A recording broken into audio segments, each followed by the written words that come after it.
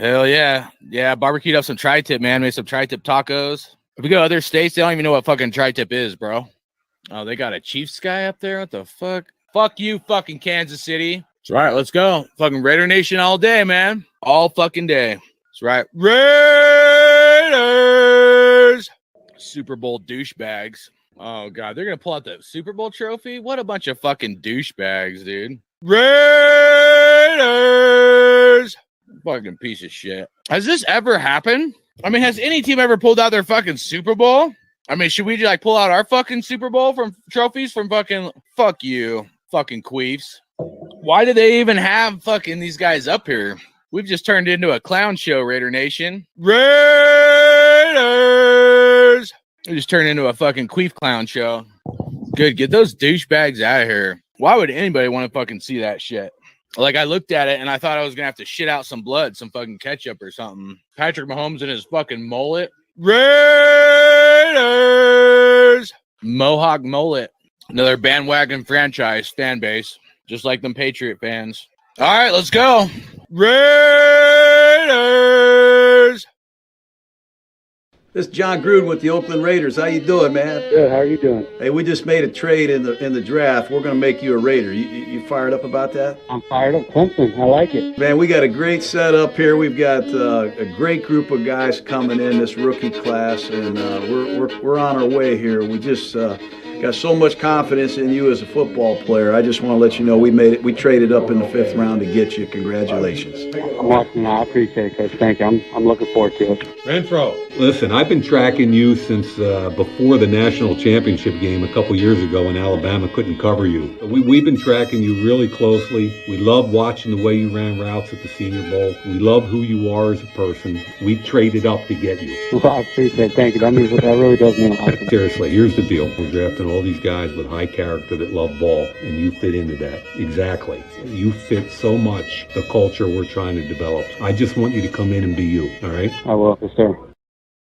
I'd always dreamed of, getting drafted to a team and playing the NFL. So when Coach Gruden called me and Mike Mayock called me, I was very, very thankful and very excited. I talked to my agent a little bit about if I'm not drafted and I'm a free agent, like where are the places that I want to go? Where are the places that me and Camilla would feel good about, going and signing a free agent contract and hoping to make the team. And so I remember going through a list of, where I wanted to go. And then I made a list of like where do I not want to go?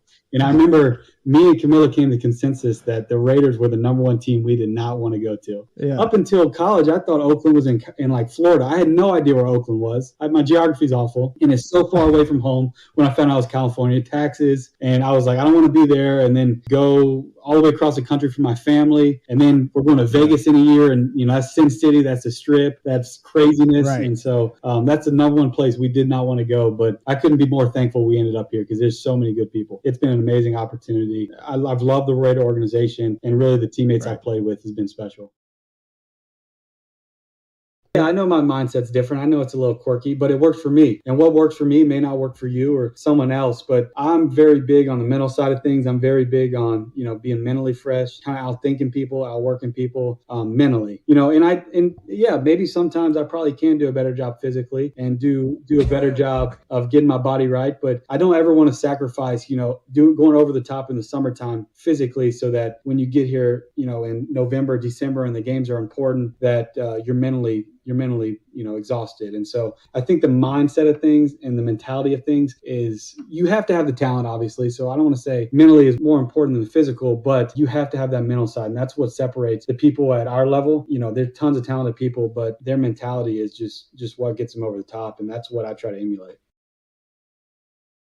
It's a lot of preparation, obviously, and that's why you're laughing a little bit because, I'm so against all the footwork drills and like stuff that doesn't translate to the game. I'll go out there in the off season and run routes 10 times in the off season. That's good enough for me because I'm thinking about what I want to run. I'm thinking about how I want to set up the defender, and I want to stay fresh for the season. I don't want to go out in the summer and run millions of routes. And then when the season gets here, I'm so tired of running routes. I don't want to, I'm not creative anymore. I don't even want to think about football. I want to play my best ball at the end of the year and be fresh mentally, fresh physically, and be creative. For me, it's all about breaking tendencies for a DB. Like for me personally, I try to get into the mind of the DB and I try to basically lie to the DB as a receiver. And so if I'm thinking as a DB, all right, if I'm running this route as Hunter, how am I going to set the DB up? And so like if I'm guarding Darian, like how, if Darren ran this, when would I jump it? So it's all about breaking tendencies and habits and trying to get in the DB's mind and as a receiver, lie to him, I guess. We played in London my rookie year, the 5th game of the year. I had won the starting job, but I really wasn't playing well. I think I had like 6 or 7 targets. We were playing the Chicago Bears, 6 or 7 targets in like one catch. At Clemson, like if you threw to me, I wanted to catch the ball. I remember going back home that bye week thinking like, all right, this ain't working. I'm going to have to do it, my way. I know Coach Gruden wants me to run it like this. I know, they want me to run it like this, but, I'm going to be out of the league in about 5 games if I keep doing it like that. I'm terrible. And so I thought, let me just, I didn't want to look back and regret and say, oh, I was trying to please them so much and do it this certain way. And obviously, there were parameters and I didn't want to, go against what they're saying too much. But I remember going home that bye week and taking some time off and just thinking, I'm not going to regret this. I'm going to go out there and I'm going to do it my way to an extent. Obviously, there's a coaching balance. I'm going to respect what they say. I'm going to do about how they say it, but I'm going to just put some tweaks here and there. That was kind of my moment where I kind of woke up and started playing some good football.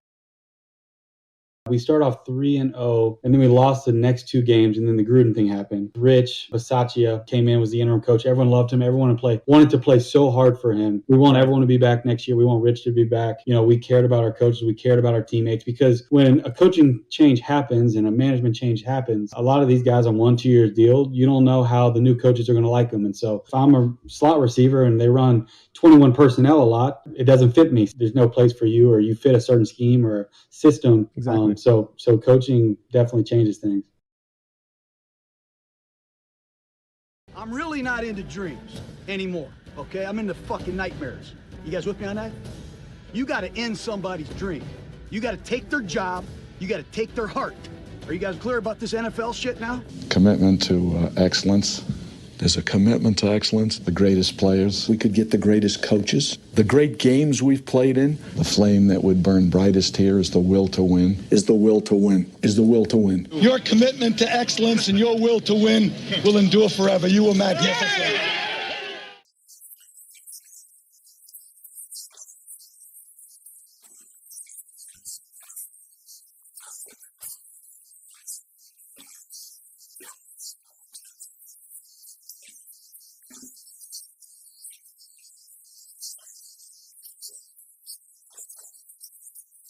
But the thing that I like this week, that was better than last week, nobody gave up, so that was huge for us.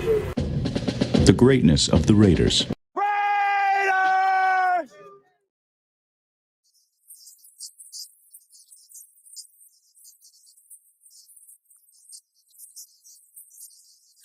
Look, happy holidays, Raider Nation nationwide. Let's go. Get some. Raiders!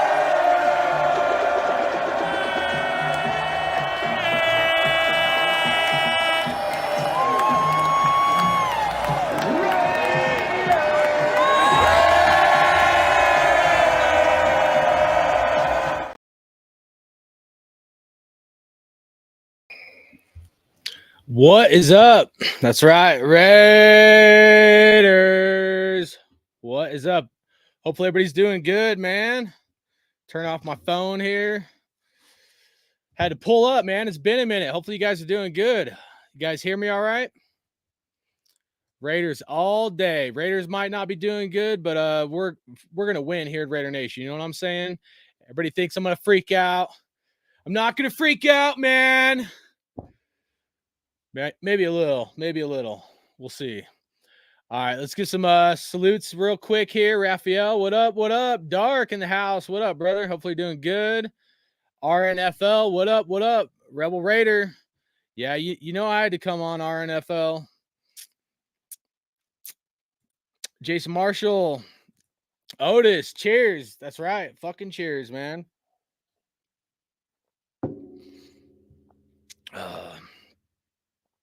Michael 918, what up? What else we got up in here? Jason Marshall, what up? What up?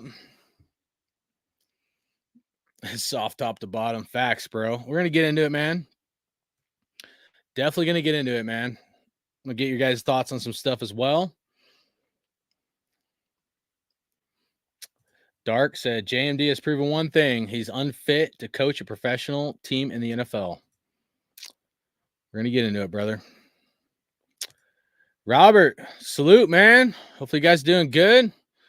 Yeah, I've been busy working a lot, guys. I wanted to let the season kind of develop some. Didn't want to overreact because I get a little fucking fired up and shit, you know.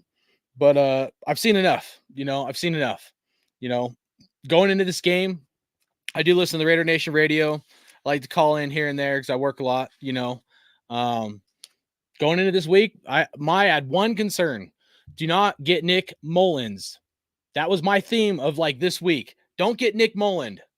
And what do the Raiders do? We go out, we play an undrafted quarterback from a Division II school, first start in the NFL, and we make him look like the next Joe Montana. Nick Mullins. I mean, name somebody in the chat. Name all the quarterbacks that the Raiders have gone and played throughout years and years. Somebody you never heard of, and they end up being a stud against us and making us look like horse shit.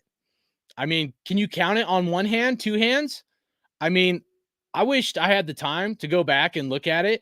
Dude, it's got to be 15 to 20 quarterbacks over the last 20 years. Probably more. It's probably more than 20 quarterbacks that had a one-hit game wonder against us, and then boom, you never heard from them again, and that was it, man. We got Nick Mullins all over the place, and it's a fucking disgrace. So, you know, one of the things I thought was kind of funny, you know, about this game is Marcus Peters. Marcus Peters comes on our team. We're all hyped up. Some people were hyped up. I was a little questionable about the move, but Marcus Peters comes on, and the first thing he says after he signs that contract is the standard is changing. What fucking standard is he talking about? The standard is changing, because what I saw is not a standard that's changed. If he's talking about I'm going to pretend to tackle you, and that's the standard that's changing, well, congratulations. You succeeded at just that, because all you did was run your fucking mouth, and you didn't prove shit to anybody. If that's the standard that we're setting and that we're living up to, unreal, guys. Unreal. It's a disgrace for him to put on the silver and black. I don't give a fuck if he's from Oakland. He grew up in Oakland. That performance was horseshit. The whole team performance was horseshit. We'll get into some of the schedule. I'm going to keep receipts. I'm going to keep receipts even on myself. We're going to go over what I predicted, where we would be at in the schedule right now, about this time in the schedule. Up to this point, I want you to know, I've bashed Josh McDaniels, but I've not once said we need to shit can this guy. But I've seen enough, and we're going to get into it.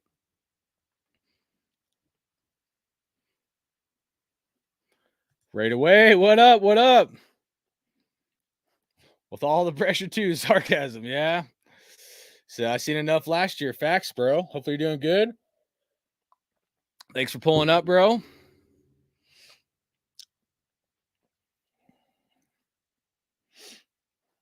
All right.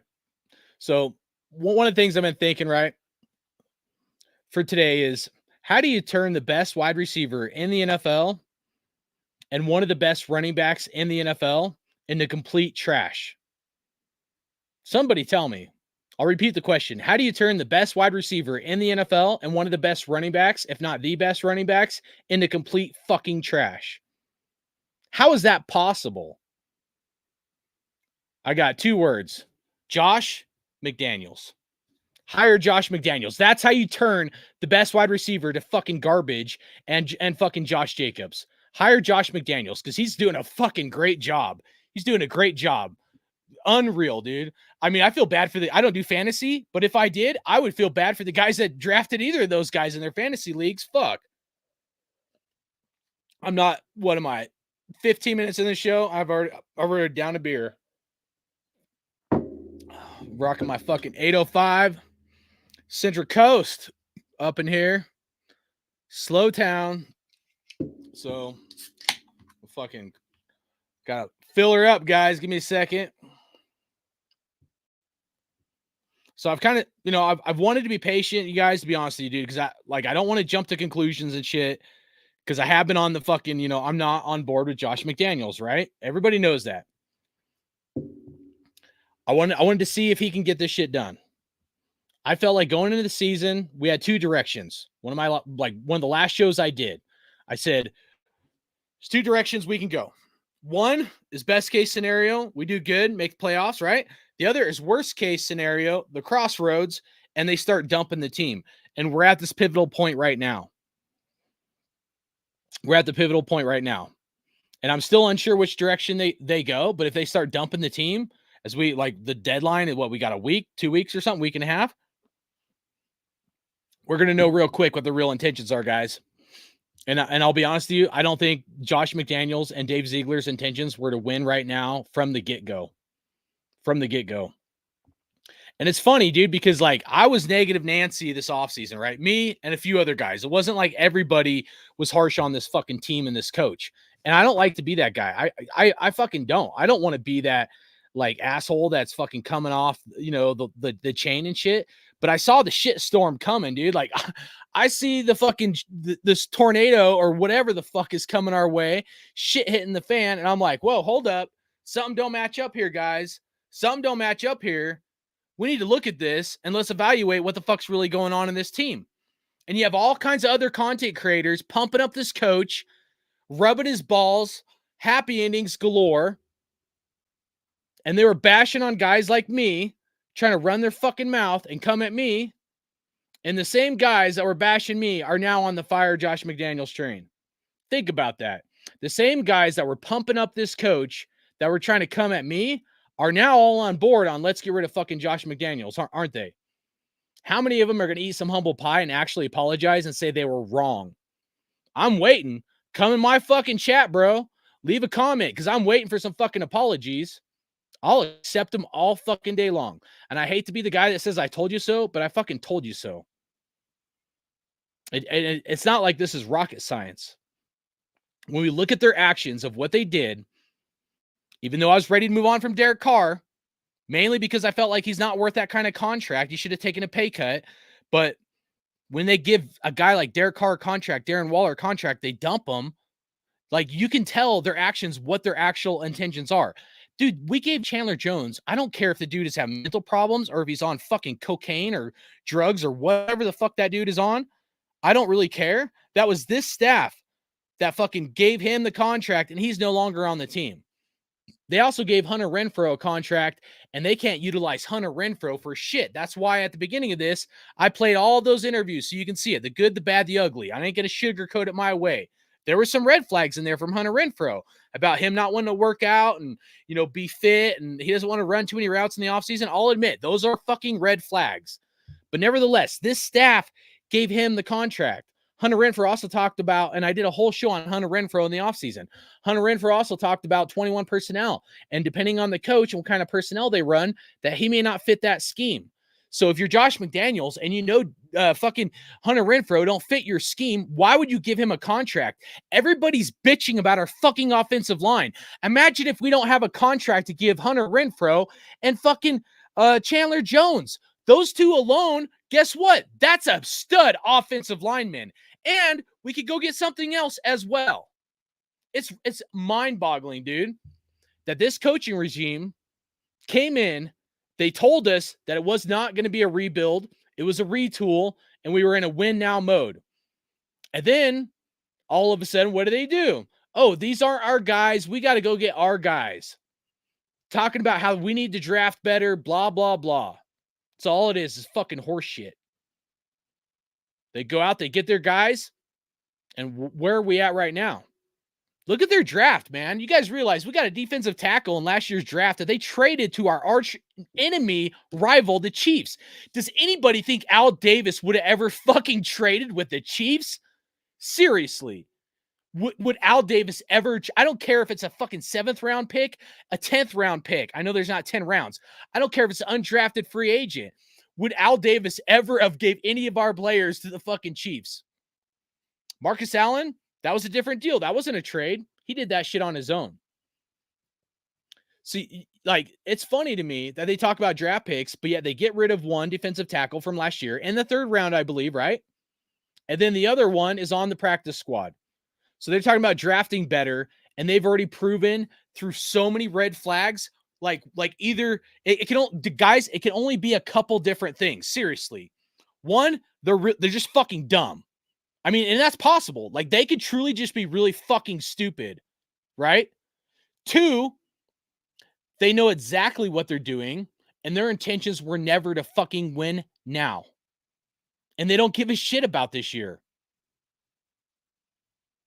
Three, they tried to win, but they just really suck at their fucking job, which means they're stupid as well.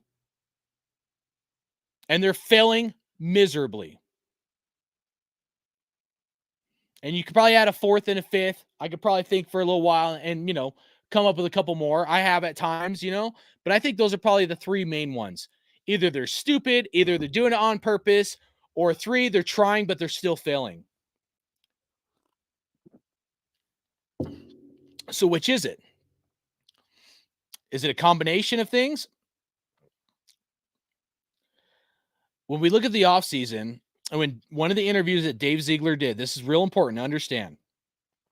One of the interviews that Dave Ziegler did, he was like, what Raider fans don't understand is, like, when we're making all those moves through the regular season, meaning dumping our fucking team, which is a morale killer. Imagine you're an NFL player, you're a stud, and you see guys getting fucking the boot from your team. Is that going to lift your spirits to want to play harder? Or are you going to be like, man, this coach don't give a fuck about us winning now?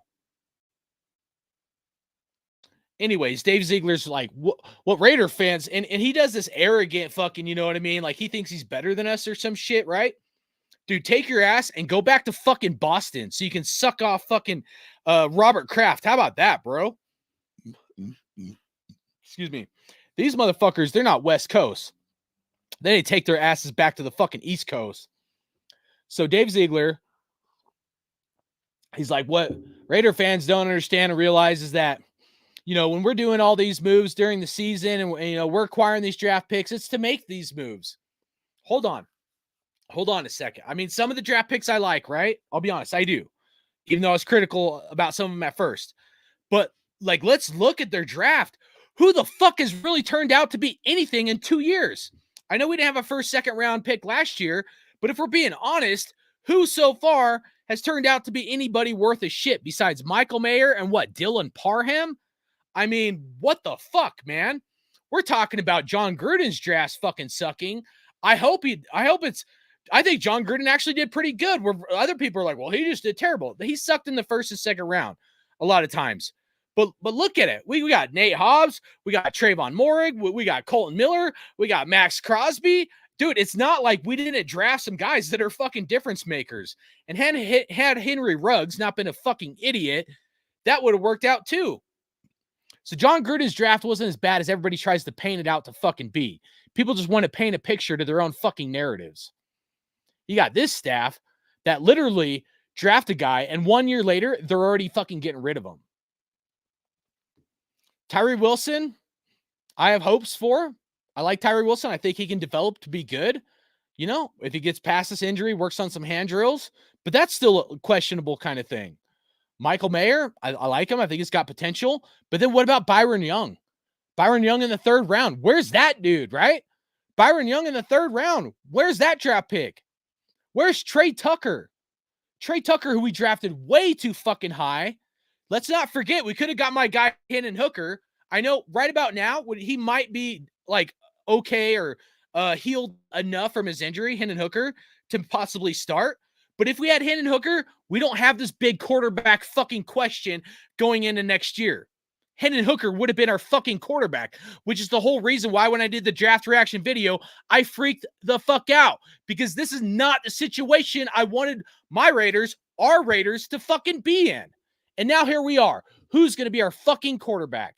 And I think Aiden O'Connell has some potential, right? I'm going to support him because I bleed silver and black. But let's be fucking real, dude. We could have got Hendon fucking Hooker. Had they traded up? Trey Tucker has had a couple okay catches. What the fuck happened in the preseason? Trey Tucker was missing catches right in his fucking hands, which the funny thing is, going into preseason, that was the number one thing I said, is a lot of times fast guys miss balls right to their fucking hands. And we've seen it in preseason. I hope we don't see it in the regular season, but anybody that thinks that Trey Tucker is the next Tyreek Hill, you're smoking some crazy ass fucking shit. I hope he can be a good wide receiver, but he dropped a lot of catches that he should have fucking caught in preseason. Some shit that was like straight up right in his fucking dome piece. Now, it was this regime that drafted those guys, not fucking Gruden. Yeah, I'm fired up. I'm tired of fucking losing. You guys better believe you fucking knew this shit was coming. I'll fucking save this pile of fucking meat and fucking horse shit, dude. That's what I feel like. We're all just fucking gobbling up horse shit, dude. And the mainstream media, like the guys that cover the Raiders, are feeding us a load of fucking shit. Besides like one or two, a couple of them, man.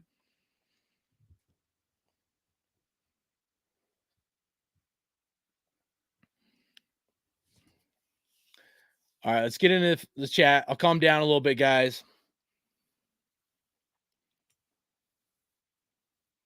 I mean, I got pages of notes, man. And the thing is, guys, I wanted to be wrong, dude. It's not like I wanted to be right on any of this shit, dude. It's not like I want the Raiders to fucking tank, dude. If we didn't have the Super Bowl in Vegas, it's a little different for me. I might be okay with this 3 to 5 year rebuild plan, right? I might be a little like I can digest it a little bit better in the 3 to 5 year rebuild. If we don't have the Super Bowl in Vegas, there's no reason why with Davante Adams, Josh Jacobs, we have what, the third or the fifth most spent on our offense out of all the NFL, and we can't put out a better product than what we put out this season. This is this is the point in time of the season where the Raiders should be cranking it up a notch. I thought we would start out slow. And like I said, we're keeping receipts on myself. We're going to go over my record prediction when the schedule came out, and let's see how right or wrong I was. And, you know, how wrong I might be as the season goes on. I'm worried. My schedule prediction is going to be way the fuck off. I hadn't looked at it since like months ago. I found the sheet that I wrote it on, and I was like, hey, I just want to see because I wasn't sure. I glanced at it right before I came live, and I'm like, okay, we'll look at it. And then, you know, we'll kind of look at the future games, and we'll see what the fuck this Raider team is going to do. But it don't look good, not with what's happening right now. Being at this point in the season, 7 weeks into the season, there's no reason why the Raiders shouldn't be like, dude, we have a guy that's won 6 Super Bowls, guys. He's supposed to be an offensive genius. A guy that's won 6 Super Bowls, and we can't get 3 touchdowns in a game? What the fuck? Like I'm losing my mind. How could we have a guy that's supposed to be an offensive guru that even with the Patriots, think about this for a second. Even with the Patriots, I used to envy the Patriots. I hated them, but I envied them because I'm like, dude, they don't even play to play out the clock. They play to get touchdowns. Think about it for a second. If you get a turnover on defense, right? It's like a double-edged sword.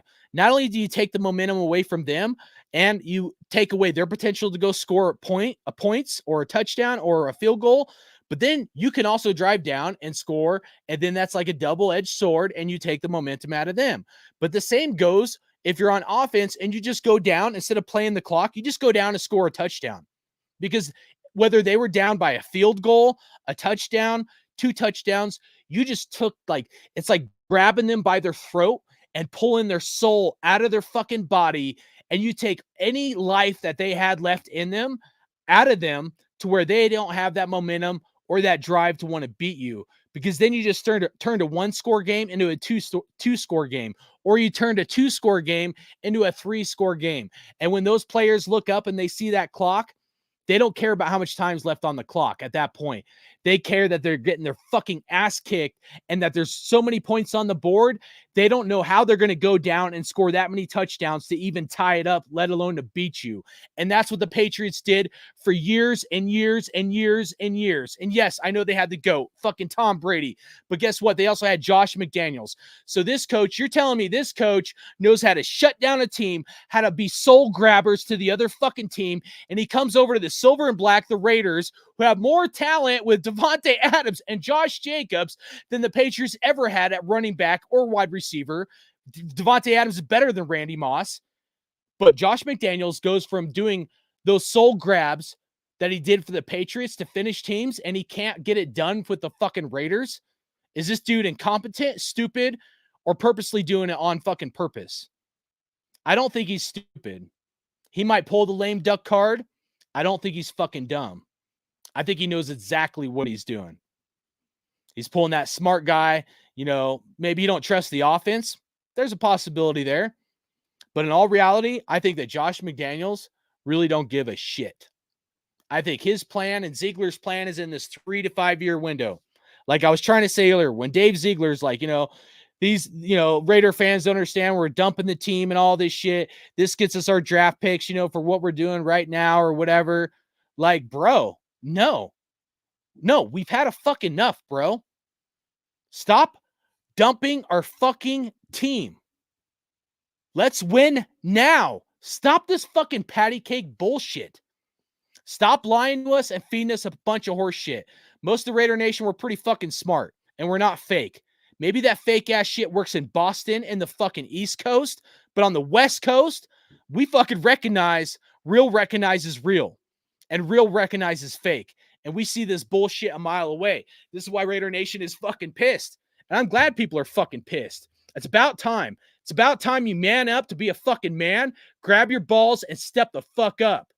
Welcome to fucking real life. That's what I got to say. Stop this patty cake, bakers, man. Nah, fuck that woke ass shit. Time to wake the fuck up. I'm glad people are fired up. Finally, look what it took. You had to get kicked in the nuts how many fucking times to wake the fuck up? Welcome to real life, motherfuckers. Cheers to fucking that. That's some fucking hardcore shit right there. I'm still waiting for the apologies, man. Who's going to come up in here and be like, hey, dude, I was wrong, bro. I'm sorry for bashing you. No, they won't do it. People won't do it, man. Takes a real man to do that shit.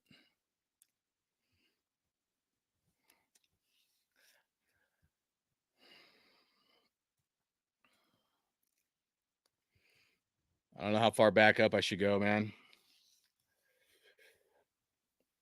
All right, let's start with this one. All right, Rebel Raider said, failed actors GM is a joke, and he won't fire his ass best friend coach got him the job. McDaniels needs to go, guys. I'm done, dude. I tried, dude. Like, I was like, you know what? I'll bash him, but like, excuse me. Let's see what he can do. Let's give him a fucking chance. I mean, this team's going to give me a fucking heart attack or aneurysm one of these fucking days, guys. And you think I would learn. You think that like I could just be like happy-go-lucky, like a lot of soft-ass fucking fans that don't care if we fucking lose. I mean, I literally, one of the videos I did in last, I don't know, 3, 4, 5 videos ago, someone was in the chat and they're like, I was talking about the Chiefs and, imagine if the Chiefs go and get a 4th Super Bowl in our stadium. They do ring around the rosies in our stadium. Imagine how you feel. And someone had the audacity in my chat to be like, we don't need to do the Super Bowl, this year. We can be a good host. Are you fucking serious? Like, do we only care about money? We don't care about the Raiders. We just want to let someone bend us over and give it to us raw dog style. Get the fuck out of here with that shit, man.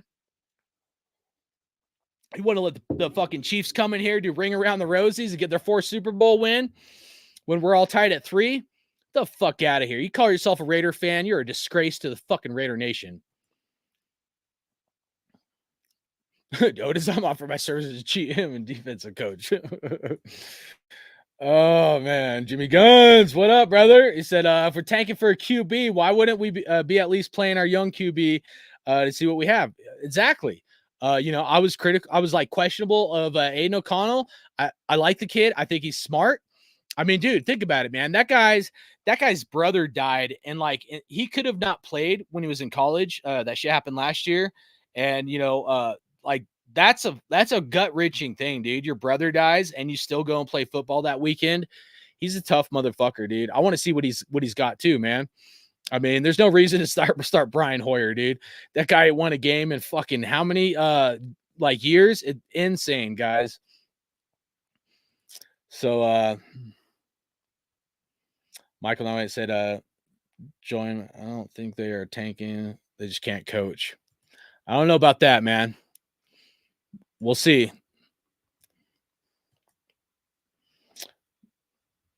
Yeah, Jason Marshall said, yeah, Gruden players keep this team intact. Yeah, dude. It's funny, man. They're coattail riders, you know? They think they're geniuses, but yet they're still riding the coattails of Max Crosby, Nate Hobbs, Trayvon Morig, fucking Colton Miller, Josh Jacobs. All right, right away said the only thing Z got right was Brady make Belichick on the back of his shirt. Should have said me and McDummy too. Nice. Jimmy Gunn said Ruggs the best pick, just what our team needed, and fuck, can't believe what happened. Yeah, dude, we have the worst fucking luck, bro. Marcus found hookers. Oh man, dude. Fresh Prince, shout out. He said, yeah, but any QB in the system is gonna look ass. Possibly, bro. Possibly, man. I mean, to your point, like, dude, I worry if we got a Caleb Williams or even if like a Drake May, even if we had a draft pick high enough, dude. I think McDaniels gonna fucking destroy him. You know what I mean? He's gonna ruin that fucking kid and this talent, dude. We got to get a better leader. It feels like team from Waterboy. We suck again. Oh man.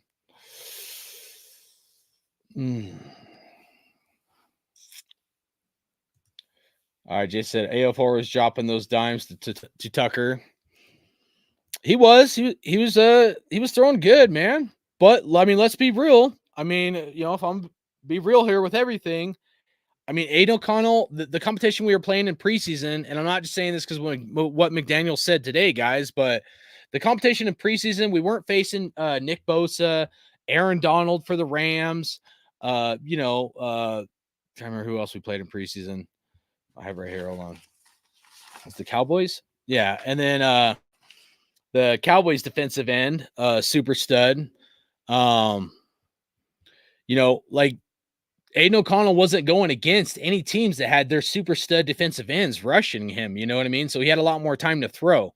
So that was my main takeaway when we came out at preseason. I know I didn't do a video after preseason, but that was my main takeaway from Aiden O'Connell is he looked good, looked like he has potential, but we weren't going against any elite competition that's going to be rushing him like you will in regular season games. So yeah, but shout out to you, bro. Otis said, hell, we can't even sell out Raider fans. Only damn Miss Oakland. Yeah, facts, bro. Facts, man. Oh, damn. I had the game on in the background. Did they really beat the Niners? Yeah, Vikings. Hell yeah. Niners lost. That's awesome, dude. Hey, I'll tell you what, Jordan Addison for the Vikings, that was my favorite wide receiver coming out of this draft. Favorite wide receiver coming out of this draft is Jordan Addison. He looked pretty good tonight, especially with JJ being hurt. Or I shouldn't say that, Justin Jefferson. There's only one JJ, that's Josh Jacobs. But Rebel said, pay to QB that misses every other game. We should have rolled with the rookie. I know, man. You were here during my freaking draft, dude. That was what we were talking about, man, was the injuries. Well, like I pulled it up. I was like, look, dude, like this is not good. Maybe he just has bad luck. I don't fucking know, dude, but Brokeback Jimmy ain't fucking working, guys. Brokeback Jimmy ain't fucking working, guys. Let's get Kirk Cousins next offseason. Fuck, dude. I don't know. Like, dude, I just feel like Josh McDaniels will ruin any fucking quarterback, no matter how good or fucking how bad they suck. Tom Brady won 6. McDaniels was 1-0. Facts, man. Jimmy said, we all hope we're wrong on this because we'd rather see silver and black back on top, but to be right. But unfortunately, just mid fucking Daniels. Yeah, dude. It's fucking crazy, guys. Sorry, I'm flying here. It's going to fuck with me. All right. Thanks, Jimmy. Appreciate that, brother. And Brian Flores, head coach. We're going to talk about some head coach stuff, man. So Dark says, sucks to say this, but as weeks go by, a fucking Queef's favor, making the Super Bowl in Vegas, it boils my blood. Me too, bro. It was my biggest fear, dude. You know that, Dark. I know I fired some people up. My biggest fear was the Chiefs going into a fucking Super Bowl in our house, man. It's like fucking nightmares, bro. There's no reason for it. There's no reason we shouldn't. I mean, I'm not saying we're like a Super Bowl team, but at least make the playoffs and we'll see what fucking happens, man. So a good coach doesn't make excuses. Facts, Raider Way. This might be the best comment of the fucking night, bro. A good coach doesn't make excuses. Abso-fucking-lutely, bro. Good leaders, you know what good leaders do? Good leaders take the blame when it's not even their fault. When it's not even their fault, they're like, hey, it was my fault. I got to do better. Moving forward, we're going to do this, right? Good leaders, when your team does good, right, and you win, no matter what it is in life, you don't take the compliment. You say, yeah, my guy's been doing a fucking great job. They've been killing it. I'm really, happy. I'm impressed. They were able to do this, this, and this. Really happy that these guys, are putting it together. Not this like roundabout, beat around the bush, passive aggressive. Hey, better execution. These guys got to do better. Blah, blah, blah. It kills the morale of the team. That's why you can't do that shit, especially with real fucking dudes. You can do it with a bunch of fucking like corporate America, dog and pony show motherfuckers. But when it comes to the football and real motherfuckers, you will kill the morale of the team, and then they won't want to fight as hard for you or with you or anything. They'll lose respect for you. And then anything you say will be wah, wah, wah, wah. Wah, wah, wah, wah, wah, wah. Right? Charlie fucking Brown. Charlie fucking Brown, bro. But facts. Fresh Prince said, I think he wants to win, but just not happening. He needs to give up play calling. I don't know, man. There's a lot of weird, I don't want to say weird shit. There's just a lot of stuff that they've done besides the play calling that you got to sit there and scratch your head and say, what are they doing to our team? What is their true intentions? What is their game plan? And it brings me back. Is their game plan to win now, or is it a 3 to 5 year rebuild? If it's a 3 to 5 year rebuild, then guess what? Devontae Adams ain't in that picture. Josh Jacobs ain't in that fucking picture. Winning now is not in that picture. And that's what scares me. So Jimmy Gunn said, how do you dump number one wide receiver and number one running back? Isn't that what you rebuild to get? Facts, bro. Facts. Another fucking great comment. Yeah, dude. Absolutely. I mean, the insane thing is, guys, is that you literally have people in Raider Nation right now that's like, hey, let's trade Devontae Adams. Like, what? We're really at a point, guys. Think about how twisted and sick this fucking world is, where guys that say they're Raider fucking fans want to dump and get rid of Devontae fucking Adams instead of holding this coach accountable. Instead of holding this coach accountable that fucked up our team. We should be in the running for a Super Bowl right fucking now. Right now. Why fucking not? Because they dumped our fucking team. That's why. They did this to us. Devontae Adams didn't do this to us. No. Josh Jacobs didn't do this to us. That was this fucking coach and this general manager. They did that to us. All of us. And I said it, and like I've said it before, but we are the fucking Raider Nation, dude. Like, we, the people. They do not exist without us. I hope you guys realize that we are all part of the fucking team. We're all like a bunch of little microscopic fucking droplets in a big pond that make up the team, believe it or not. Even if you're not an actual owner, believe it or not, you are. Because without us going to the games and shit, there is no fucking Raider team. There ain't. Without us buying the fucking jerseys, the fucking sports cards. I got sports cards for fucking days. I got to break in my other fucking channel. None of that fucking exists without fucking us. They ain't shit without you in the fucking back. Yeah, you. They ain't shit without any of us. You remember that shit. Because we get fired up enough, we start calling the fucking reins. Let's yank this motherfucker, get him the fuck out of the West Coast, take your ass back to fucking Boston, and go fucking to the Patriots. They need an offensive coordinator. The fuck out of here.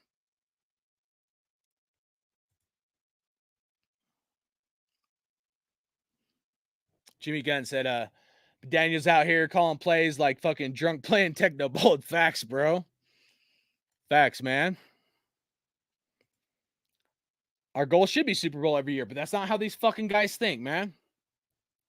Appreciate D Menace. Run them likes up. Hit that like button. Raider Wade said, it's not O'Connell's fault. I'm rooting for him. I am too, brother. I think he's got potential, man. I think he's got heart. There's something different with that guy. Like I didn't see it because I wasn't like researching O'Connell going in the draft, but after I've seen him and his demeanor, there's something special about that kid. I do think there's something special, and I think he's got like a smart brain.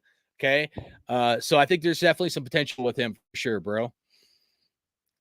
Raider Way said, hard is what we need. Facts, man. They need to get one of us to give them a speech.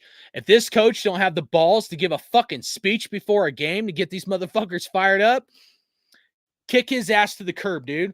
You fucking hire me part-time. I'll get these motherfuckers fired up. Fucking Army combat style. Infantry leads the way. Huh?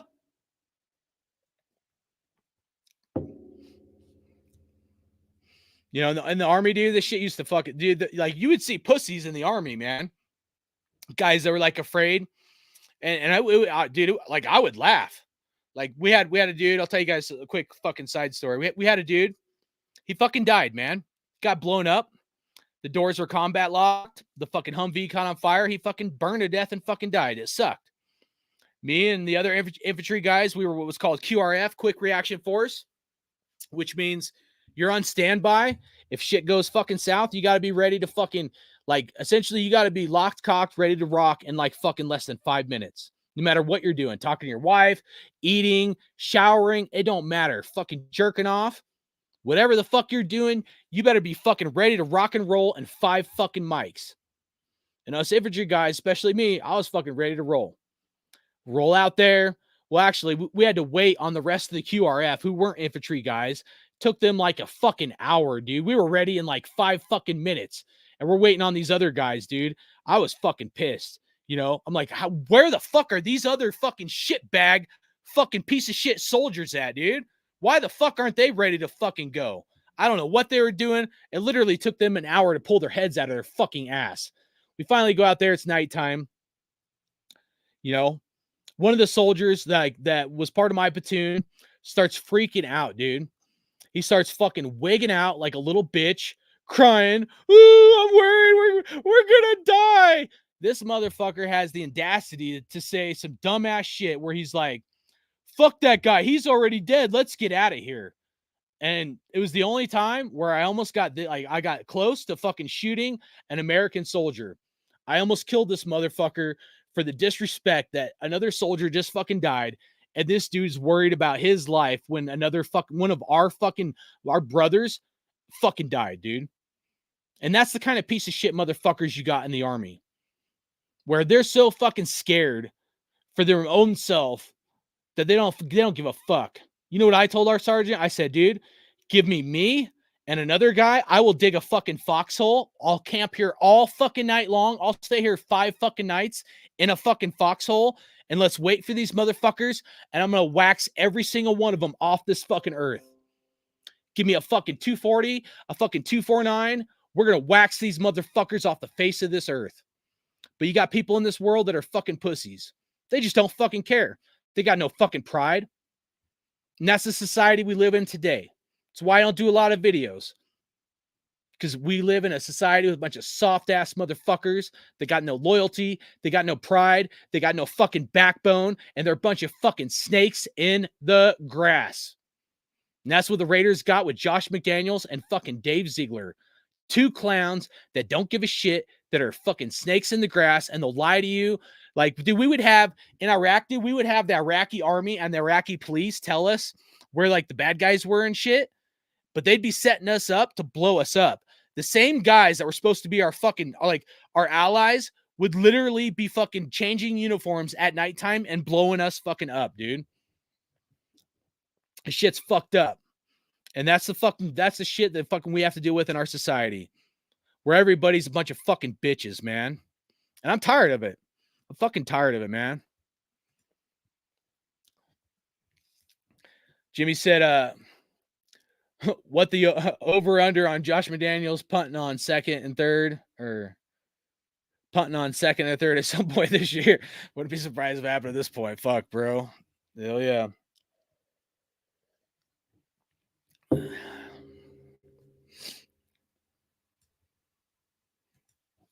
Said Rebel Raider said the Raiders live streams had their comments turned off. Not Harris telling him the truth. Yeah, dude. I was in there, dude. I was fucking lit up too, bro. I don't have a burner account. I lay my name up, man. I don't fucking hide away from that shit. Fuck yeah, I'll fucking wear that shit. Fire that McClown all fucking day long, man. He's a disgrace to the fucking Raiders, the Raider Nation, the silver and black. This dude McClown is stealing from the Raiders organization and the Raider Nation.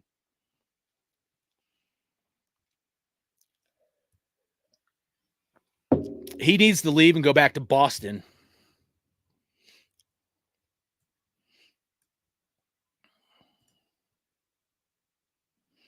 Sucks because we fire him and now we got to rebuild again. Never-ending cycle.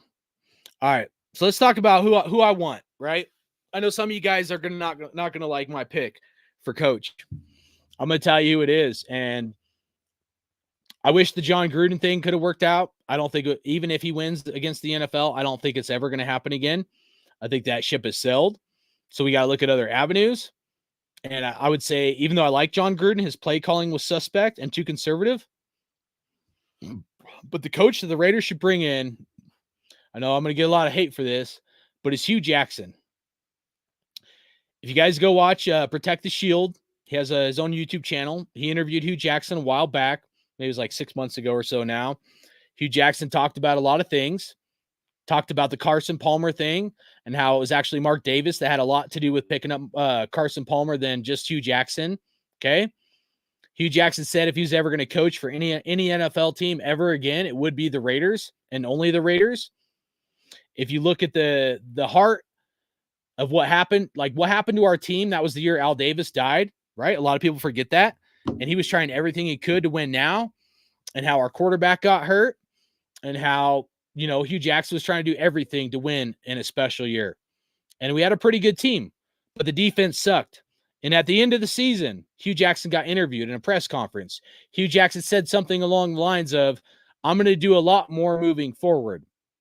A lot of Raider Nation was pissed. A lot of Raider Nation was like, oh, well, he's going to do general managing, and he sucks at general managing. He messed up on Carson Palmer, and he did. Okay. To be fair, that was a bad pickup, but he was trying to win in the year that Al Davis died. Okay. But nevertheless, when he said that, everybody thought it meant like he's going to do more in the general managing part.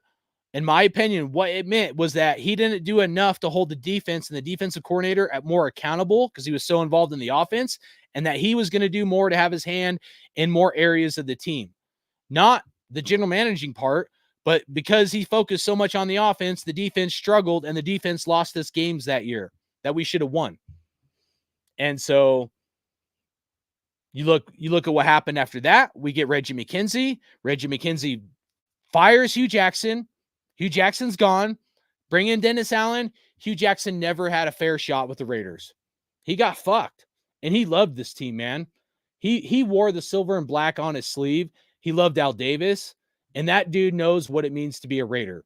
Whoever is our coach has to know what it means to be a Raider. And I'm not just talking about our history.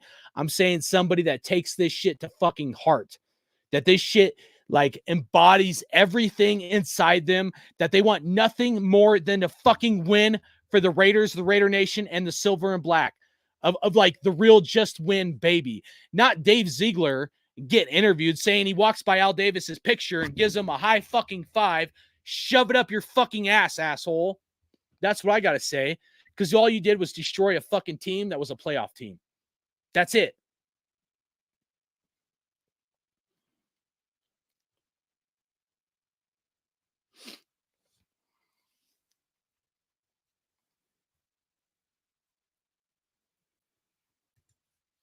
So Dark said, Mark, put your big boy pants on and do what's right. That's facts. He needs to do what's right, bro. Absolutely. He needs to fucking pull the trigger. Stop being a little bitch. McDaniels head coach, Patriots 2024, Belichick resigning. Dude, that's probably the only way that, that's probably the only way Belichick's leaving. He just got a contract extension. I don't know how many years, but it got reported it's like a multi-million-dollar or multi-year contract. Belichick probably ain't leaving unless he resigns. If he resigns, I could see McDaniels going back there. But imagine that. McDaniels comes over here, fucks up our team, goes back to the Patriots, and then boom. But at this point, I don't even fucking care. Just Give us fucking Devontae Adams, Josh Jacobs, Max Crosby. We'll move forward with what we got. You go back to fucking playing with your own fucking toys over there, boy, man, you know? Adam said he has it. Shout out to you, David. Said one of us a coach for 10K a game, see us win. Facts, man. Jimmy gets that I'm jerking off could definitely be ready to rock 5 minutes, man. Yeah, dude.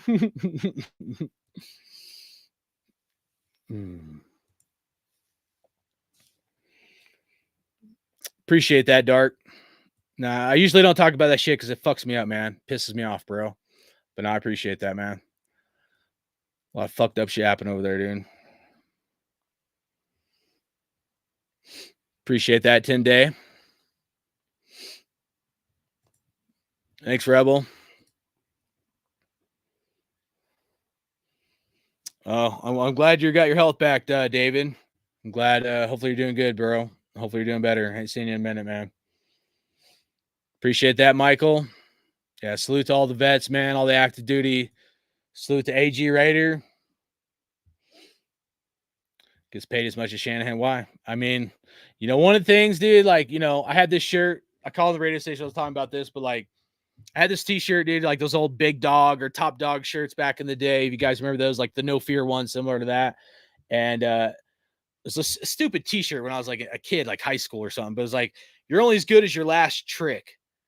The shirt said, you're only as good as your last trick. And it was a stupid shirt. Like, I didn't even wear it that much. And then I got older and I thought about that shirt, and it made a lot of sense to me because in life, it really doesn't matter what you did yesterday, a month ago, a year ago, or in like our coach's situation, what he did with the Patriots and winning 6 Super Bowls. None of that fucking matters. You're only as good as your last trick. And your last trick doesn't do shit for us, the Raiders, right fucking now. It doesn't. If you're living in the past, you'll never be living in the moment right now. So him riding the coattails of what he did with Tom Brady and the Patriots, it don't mean shit.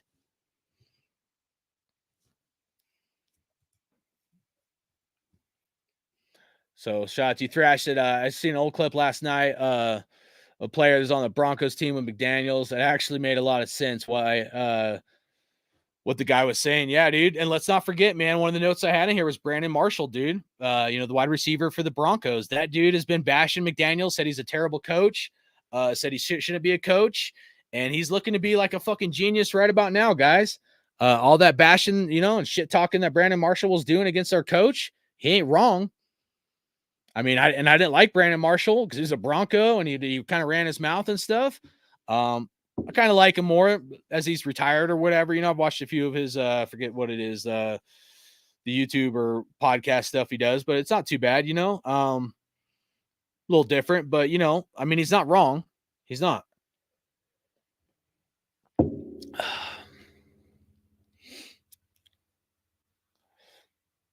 All right. Later, Michael 918, man.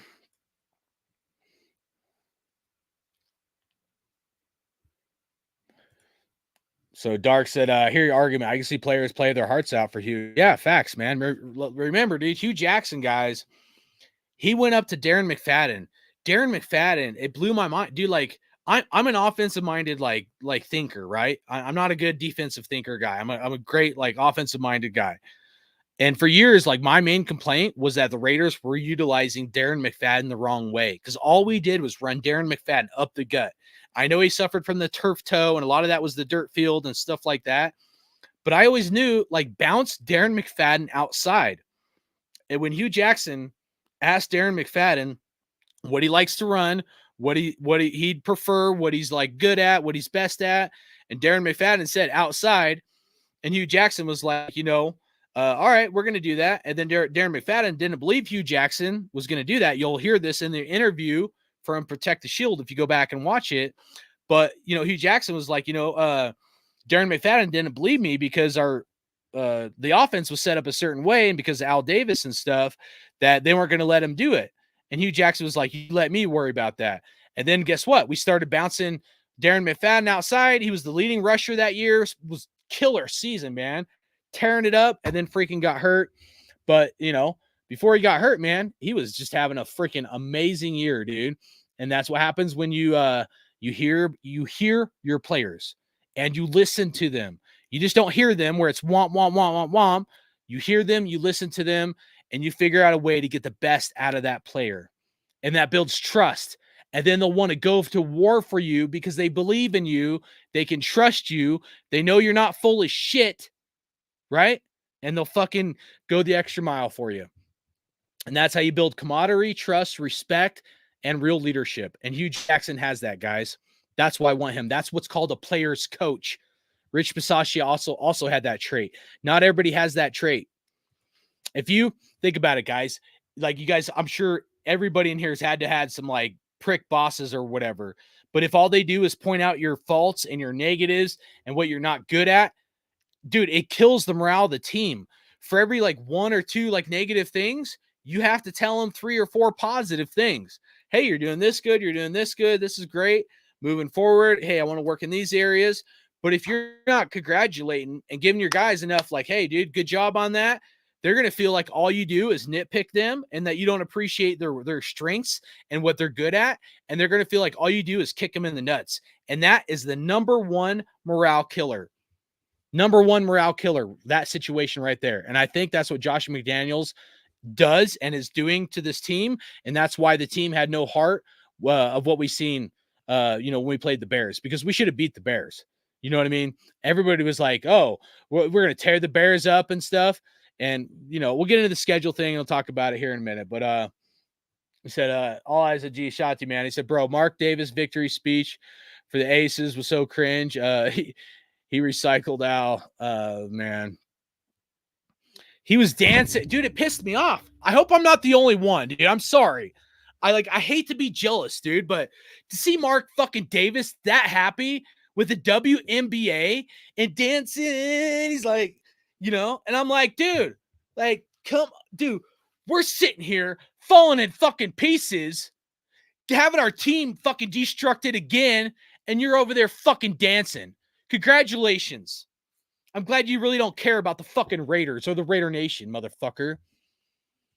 I'm sorry. I'm cussing a lot, dude. I'm fucking tired of this shit, guys. So Tyrone Davis, shout out to you, bro. He said, I said we should have brought back Hugh Jackson years ago. Look at the roster he had, and shout out to QRF, Lifesavers. I'm retired Air Force, and we did convoys with the Army in 06, 07. Shout out to you, brother.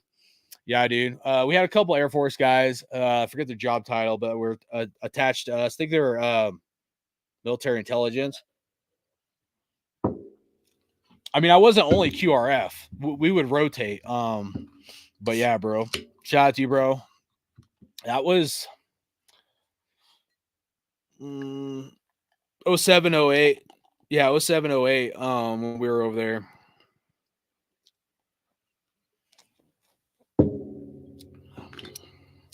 So thanks for your service, brother.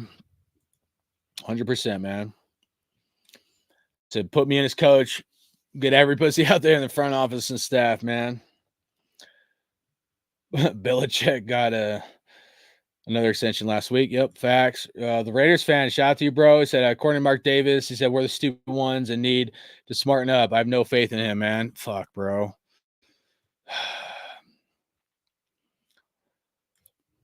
I mean, like, I kind of get it, kind of doing that at a game, but we're fed up, man. I mean, how could you blame anybody, Raider Nation, dude? We've had a fuck enough, bro.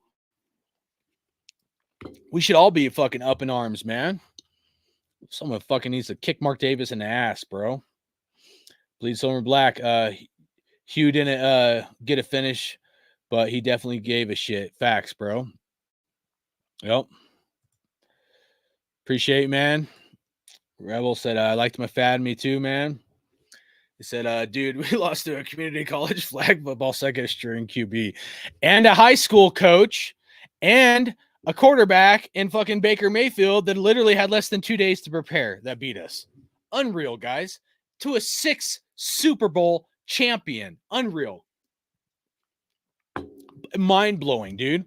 My thinking going into the season is, look, man, if this 6-time Super Bowl coach can't get us to the playoffs with fucking Devontae Adams, Josh Jacobs, Hunter Renfrow, Jacoby Myers. It has to be the biggest failure of any head coach in NFL history to have that much talent. And if you can't get that shit together, I don't care about who the quarterback is or blah, blah, blah. Dude, we had the third most cap space going into free agency, guys. Third most cap space in the NFL. This is, and any of the situations now, like, they're all excuses. They had plenty of time to get this shit straight. Plenty of time. Excuse me. You said, no, I'm not dancing with some lame and irritating. I did on purpose, thrash you, dude. Appreciate that. 303 Raider, man. What up? Just subscribe. Appreciate it, man. I don't ask for enough subscribers, man. But if you guys are new, man, subscribe to me. I'd appreciate it. I do have my card thing. I'm not usually fired up when I do that shit. Try to keep my shit in check. I ain't done a Raider show in a hot minute, guys, but tired, man. Sick and tired of being tired, man. We all are. We all should be. We all should be, man. Rebel Raider said 21 years of bullshit is enough. Facts, bro. Appreciate Jimmy Guns. Thanks for your service. I feel blessed to have you in my corner, man. And please believe I got your 6. Amen, brother. Appreciate that, Jimmy. I got your back too, brother. Anytime. 5s and 25s every fucking day, man.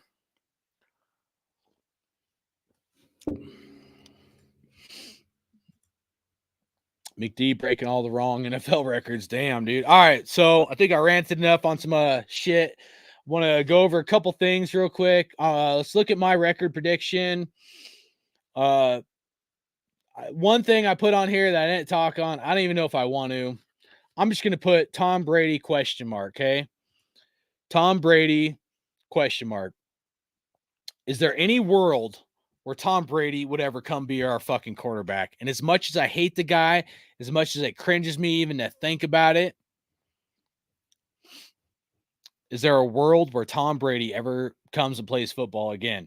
Let's keep in mind, the owners meeting happened, all that bullshit, guys. And, he's not going to be an NFL owner, not this go around. Maybe the next go around or like spring or the one after that or whatever. But he's definitely not being the owner of the Raiders this go around. So with that being, like, if you look at it in that sense, guys, then it's like, well, is there a world where Raiders have a chance to make the playoffs, McDaniels is on the hot seat, and McDaniels calls up his buddy Tom Brady, and he's like, hey, I need you to bail me out. I need you to do me a favor. Can you come fucking finish the season for the Raiders and blah, blah. I don't know, guys. It cringes me. Like, I've talked about it with a couple buddies offline, but this is like tinfoil hat shit. Part of me wants it to happen because I just I want a Super Bowl. I don't want the Chiefs to get a Super Bowl. Part of me doesn't want it to fucking happen, because the Tuck game, and I fucking hate Tom Brady. So, it's like I'm fucking arguing with myself in my head about the thing. Like, when I think about it, I feel like we'd be selling our soul for a Super Bowl, which fucking sucks. But hey, let's be real. Mark Davis already sold his soul for the fucking stadium. You know what I mean? Like, we think about it. The NFL, they loaned us like $500 million, so $500 million for the stadium.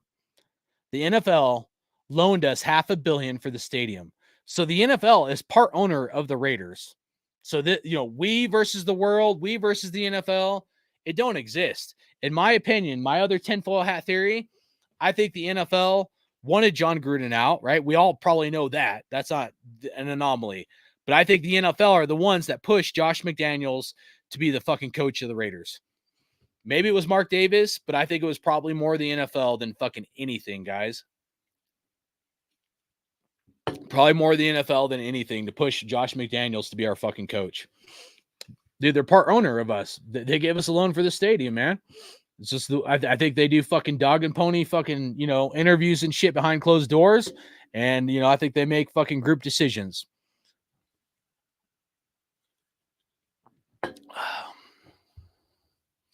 Appreciate that, Rebel. Is Brady worth a Super Bowl?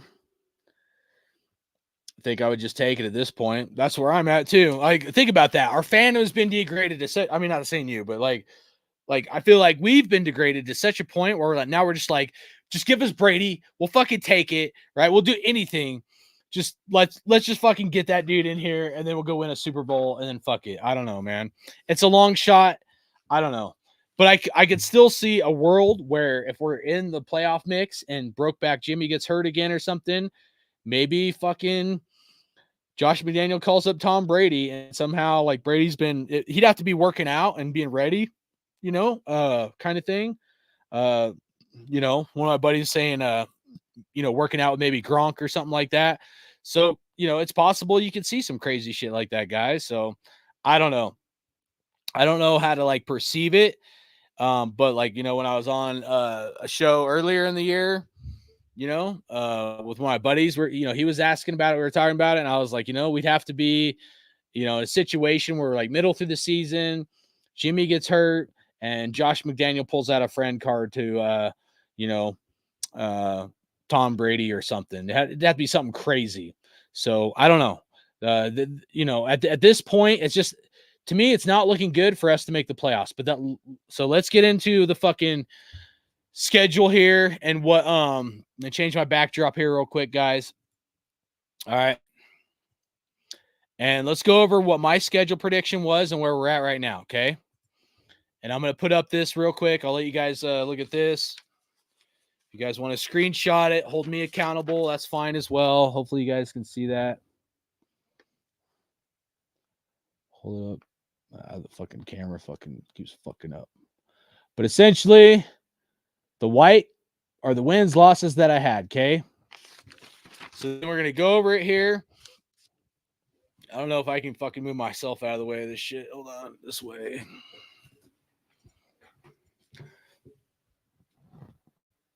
See if that's enough, maybe.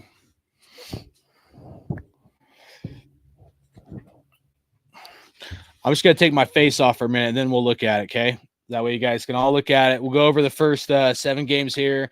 I'm going to tell you what I had, and we'll go from there, all right?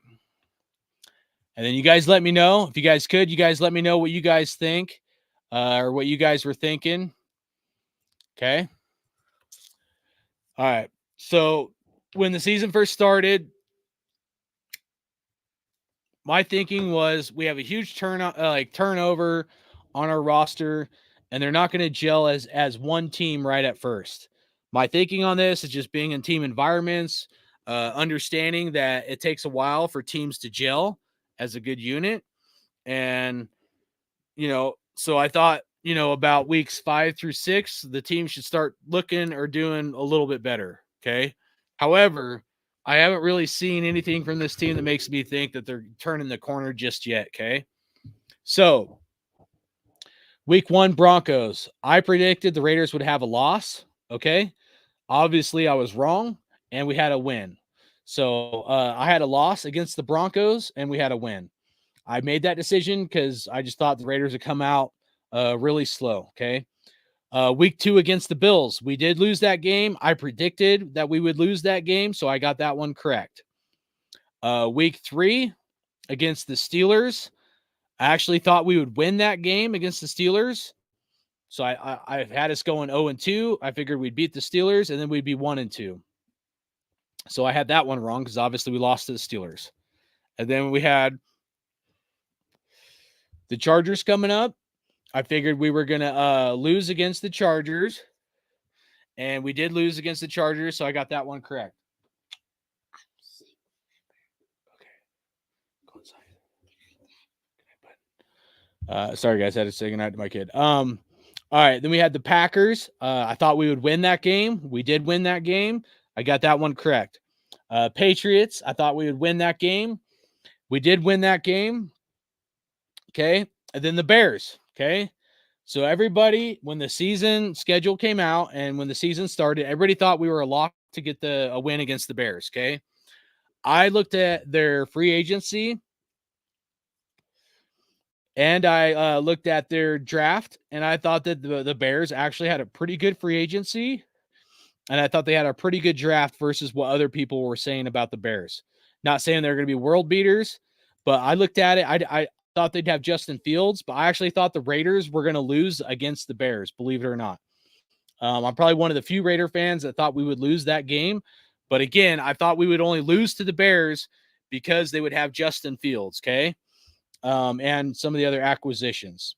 So at this point, my record prediction, go over it one last time. I had us losing against the Broncos, losing against the Buffalo Bills, winning against the Steelers, losing against the Chargers, winning against the Packers, win against the Patriots, and then losing to the Bears. So the only ones that I've personally been wrong on was the Broncos and the Steelers game. But my record prediction at this point in the season was for the Raiders to be 3-4. Okay. So at this point, the Raiders would be 3-4.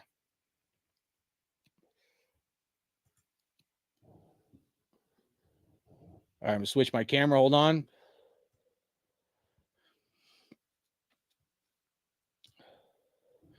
All right. So, I felt like when I looked at the history of the Patriots and the Patriot way, or whatever the hell you want to call it, that they usually would finish the season strong. They might go, start out a little slower, but like they would finish the season strong. So there's a lot of doom and gloom. Okay. When I did this, okay, right here, 3-4, that's where we stand right now. So actually, I end up being pretty damn accurate on, being 3-4 at this point. And I still came out with a 10-7. Now this, I'm going to be honest, I'm worried about that 10-7. Okay. There was definitely some fandom on the remaining part of the schedule. I fanboyed out on some of these. Okay.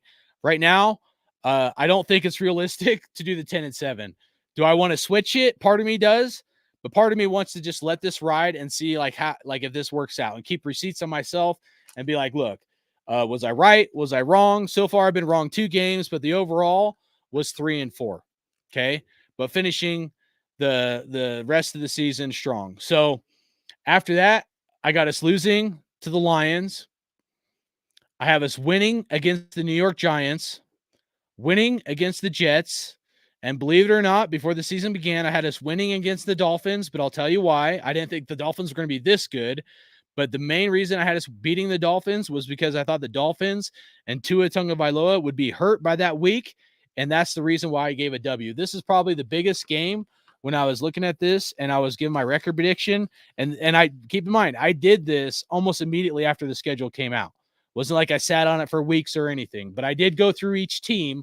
I looked at when I was going through this, I kind of glanced at each team when we did that show, and I would looked at what players they got in free agency and, who they picked up in the draft. And I kind of based my wins, losses off of that. Okay. So I had a win there. That one's probably going to be wrong. I still think we can beat the Jets. Lions, I think we're going to lose that game. I did think the Lions would be a good team. I still think we beat the Giants. Chiefs, I had us losing that game. I feel confident that's probably accurate. That is a home game, though. So that's going to suck to lose a home game. But so have us losing that Chiefs game, and then the bye week. And then we have the Vikings had us beating the Vikings. And then the Chargers have us beating the Chargers. And then at Kansas City, I have us winning on Christmas Eve at Kansas City. And then we got the Colts, have us beating the Colts, and then also beating the Broncos, which would put us at 10-7. If we lose to the Dolphins, we'll be 9-8. So that would be tough to make a playoff spot. So there's a lot of doom and gloom. The season's not completely over. It's going pretty close to according to plan, record prediction wise, where I thought the Raiders would be at this point in the season. The quarterback situation is an issue for us to get this turned around, for us to still finish 10-7. At this point, it's a long shot. I'll be honest with you guys. There's a lot of these games that I have W's on that could easily, if we play like we did last week and weeks prior, this is going to be a rough season. I mean, I'm talking like the bettors that bet we would only win like 6.5 or 7.5 games will probably end up being correct, kind of thing. So it'll be nice for draft stock, for that reason, but bad for what we need this year to try to make a playoff spot and somehow get hot, because here's the thing, guys, right? even though I'm ready to move on from Josh McDaniels, before I was like, hey, let's give him a shot. Let's see how this thing goes. At this point, I think he's a bad leader. I think for him to be an offensive guru and to destroy a team like this, I think it's absolutely terrible. It's a disrespect to the Raiders, the Raider Nation, and a disgrace to all of us. But in no way, shape, or form am I ever going to be like, hey, let's tank for Caleb Williams. Okay. I might regret like not tanking, to get a better quarterback. But we've been tanking for 20 fucking years, guys, right? We've literally been tanking for 20 years. I'm tired of tanking. All it takes is this, guys, right? First of all, we got to make the playoffs. We got to figure out a way to make the playoffs, because once you make the playoffs, anything is possible. Any given Sunday. I truly believe that. These 3 weeks are the ones that matter most right here, guys. We have to not only win those games, but these 3 weeks, the last 3 weeks of the season, that's where you have to be clicking on all cylinders. That's where you can't have dumb mistakes. You can't have this hogwash, dog and pony show we're seeing right now on this team. Those last 3 weeks against the Chiefs, the Colts, and the Broncos, we have to be Johnny on the spot, and there has to be no hesitation from this team, and we're like a bunch of hardcore killers. I hate to put it that way, but that's the, football is a form of like combat, right? And they got to have a combat mindset. Something has to fire them up. If this coach don't have the balls to give a fucking speech before a game, right? And nobody else going to step up, they got to figure out a way to get it done. We have the talent on the team to get it done. This offensive line is way underproducing, especially with what they did last year, blocking for Josh Jacobs. Josh Jacobs getting the ball and getting literally tackled almost as soon as he gets the ball. It's a disgrace, man. The offensive line to take this big of a step back. I don't know if they changed the scheme. I saw a lot more single back this year versus I formation like they did last year. But a lot of things need to change as far as scheme-wise, or if they're doing more zone versus power blocking or whatnot. But something's fucked up with the offensive line to cause us to fail this hard. So my point is that we look at this, guys, and we're like, hey, is this season completely over? It's not. I'm pissed off. I don't like losing. I don't care who it's to. I don't care what day of the week it's on. The motto isn't commitment to mediocrity and just lose, baby. Just tank, baby. That's not in my fucking blood. Right? And hopefully it's not in your blood either. So as doom and gloom as it is, I think the Raiders still have a shot at the playoffs. I'm not giving up hope. I'm never going to give up hope on this fucking team. I was very pessimistic in the offseason. I'm a little fired up, pissed off right now, and rightfully so, because this team is underachieving versus the talent we have. I'm not saying we're all-stars, but we also don't have scrubs on our team. Again, look at the Patriots, what they were able to do with a Julian Edelman, Wes Welker, Amendola. All 3 of those wide receivers, if you would have told me that those guys were going to be studs and they should have been drafted in the 1st or 2nd round, who was looking at any of those guys? They turned nobody wide receivers into studs. And we have stud wide receivers that should be producing a lot more. Part of that's on quarterback play. Part of it's on coaching. A lot of it's on coaching. A lot of it's on play calling. But there's a lot of deficiencies on this team that they're not living up to what they should live up to. And that falls on leadership. If you can't get the best out of your team, then you as a leader have to look at yourself in the mirror and say, what do I got to do differently to get better out of this team, to get more out of my men? And if you can't do that, you need to close the chapter of the book. You need to move on to something else. And you need to pass the reins to somebody else that wants that job title. Because if you can't do that, you got no business being in that leadership role. You'll see it we'll see it in everyday lives where people are in leadership roles that have no business being a leader. It doesn't mean for a second they're a good leader. They just had the leadership spot because for whatever reason they're in it. So to end it, I think it's crunch time. I think we probably still lose it to the Lions. But I think after that, we got to crank. The Raiders have to crank it up a notch. I mean, the Lions, I think, are a beatable team, but they're a good team. We just lost to a bad team.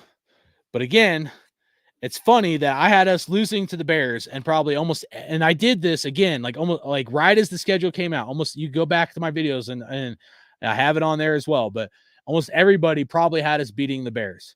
I had us at 3-4. So how I originally thought this season would go, it's going pretty close to par of what I was thinking. Does it still piss me off? Yes, because like I'm not saying that it's better to have an ugly loss versus a pretty loss or whatever, but we got to be more competitive, man. We cannot have this kind of talent on our team and not be able to score at least 3 touchdowns, especially when you have a 6 Super Bowl winning champion coach. Unless this coach is purposely tanking and they don't care about winning now, which is this is a like we're talking about an integrity issue, which is what fires me up and pisses me off because I know this team can win. I know we have winners on this team. We have people that give a shit. Guys like Devontae Adams that speaks up and says something. But here's the deal, guys.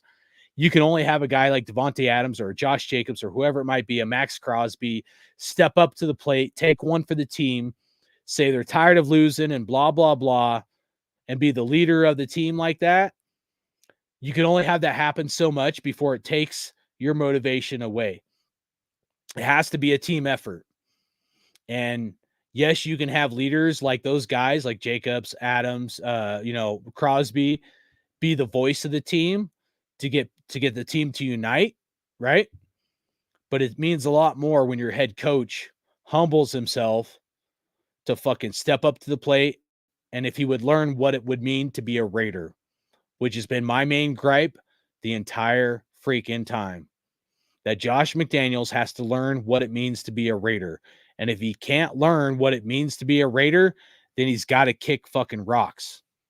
And after what I've seen in this lackluster performance against the Bears, it aggravates me to a very high degree because he's not getting the best out of these players. And I feel like he doesn't care enough.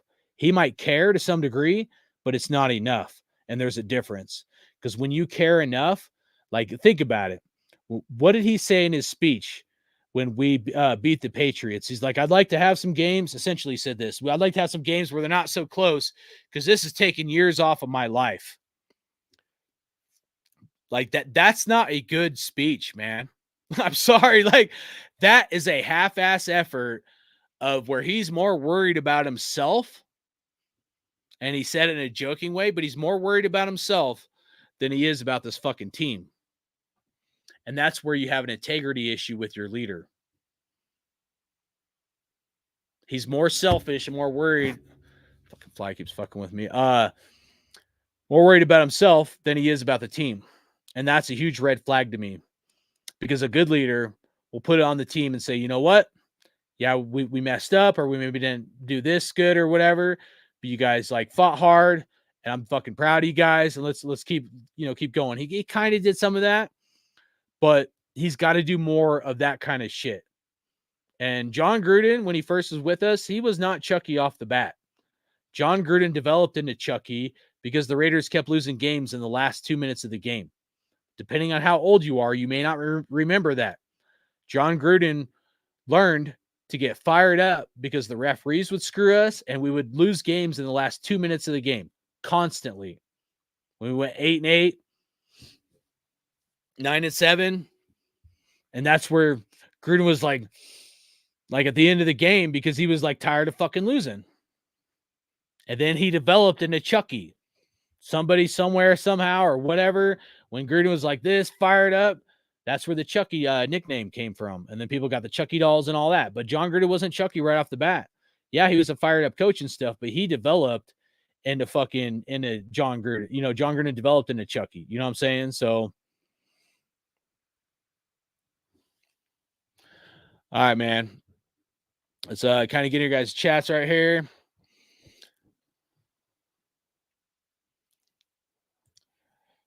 Raider Nation 510, what up? He said, boycott Raider games. 21 years of bullshit enough. I think I read those. All right, he said, Chucky is our only savior, man. I don't know if he could come back, man. I think they fucked him, bro. They want this soft coach, McDaniels type style. They don't want the Chuckies of the world, man. They cancel cultured him, man. I mean, people were talking about how Rebel or someone said how the comments were turned off in the Raiders chat. Well, I listen to Raider Nation Radio, guys. And if you clicked on the app today, I've noticed a trend. I'll tell you guys something here, man. If you clicked on the app today, you know, it like wouldn't work, guys. Let me see if it's still like that. Let's see. I'll show you guys so you know.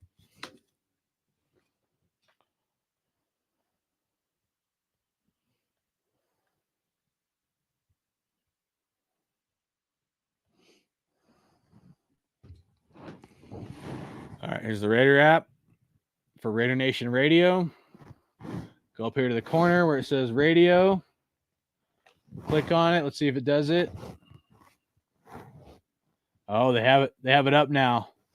So before you would click on it and it would pop up to something where the radio would air. But here's the deal, guys. When the Raiders have lost and Raider Nation is really, really pissed, they've like turned off the app where you can't fucking listen to the show. You can still listen to it. You have to Google it and you can find like a third-party website, right? But they've turned off the app. So those of us that are the diehards that like want to like, you know, fucking talk about the Raiders, call in, you know, voice our opinions. They're trying to cancel culture us, guys. We are the voice of the Raiders. We are the Raider Nation. And we just live in a society, man, where, you know, they'll just fucking cancel you, man. And it's fucked up, man. But that's the world we live in, man. We all got to deal with it, I guess. It's fucked up, man.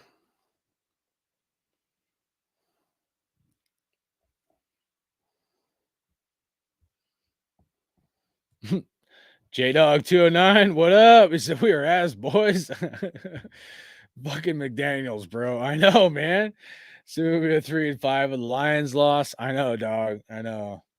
He said, we're not winning anymore. I feel you, bro. I know, dude. Get it out, man. So all eyes on G. Shout out to you. Said, I thought we'd get 7 to 10 wins depending on if Jimmy was healthy. Yeah, it's not looking good, man. I'm right there with you guys, dude. He said, I swear, big paid Mark Davis, to hire these Patriots, destroy the team. We have to move on from both of them. I agree, bro. I want Hugh Jackson, man. I do, man. I want to bring Hugh Jackson back. We need somebody who bleeds silver and black, guys, who loves this fucking team and who could be a player's coach, man. It's got to be Hugh Jackson, in my opinion. I know a lot of Raider Nation will think I'm crazy for that, but Hugh Jackson was the only coach I liked after John Gruden's first stint, and he got a bad shake, man. Reggie McKenzie fired him, never gave him a fucking chance. We brought in Dennis Allen. I mean, the whole thing was a fucking dog and pony show, man. Raider Nation 510 said, to be honest, I think O'Connell can do well if offensive line could protect him. I agree, man. I mean, dude, like, I know O'Connell didn't do good against the Chargers, but, dude, that was Khalil Mack's revenge game, bro. I mean, for the Raiders, and also because he's buddy with Derek Carr, dude. They were drafted the same round. They're like friends. Derek Carr said for years, me and Khalil Mack talk on the side. We're still friends, blah, blah, blah. I mean, imagine if you're Khalil Mack and they get rid of your friend Derek Carr, you're going to want extra revenge, plus a division game. So, yeah, I mean, and then Aiden O'Connell being a rookie, he got lit up, man. Khalil Mack was on fire, dude. Straight up on fire. And our offensive line needs a lot of responsibility for that as well, man. David said McDaniels a clown. He got to go ASAP. Daniels has that quote, if you got to pep talk a player, then they shouldn't be in the NFL. It's something along those lines. Yeah. It was something like if a player needs an NFL speech to get him fired up or before a game, then they shouldn't be in the NFL. Yeah, no, but facts, bro. Yep. Yeah. So Raider Nation 510 said Jeremiah Luminar needs to switch to guard. I agree with that. He's a fucking terrible right tackle. I mean, just think of all the penalties he's like gotten alone, let alone how many times he's been burned. Jermaine Luminar is not a starting fucking right tackle in the NFL. He is for the Raiders, but he shouldn't be. Rebel Raider said that we need a lot more power I formations. Facts. That's what made it successful last year, and they're not doing it. They're doing single back, a lot of like 3 wide receiver sets, and then trying to get the tight end more involved. I get why they're trying to get the tight end more involved, but it makes us one-dimensional because then when we line up in I formations, they know it's going to be a run. Like it's not rocket science. Single back pass, most of the time it's a pass, or I formation run. And if it is single back and a run while you're in single back, the offensive line isn't good enough to block anybody. So yeah. J-Dog said that pep talk's called coaching. Facts, bro. McDaniels shouldn't be in the NFL. Who the fuck is he?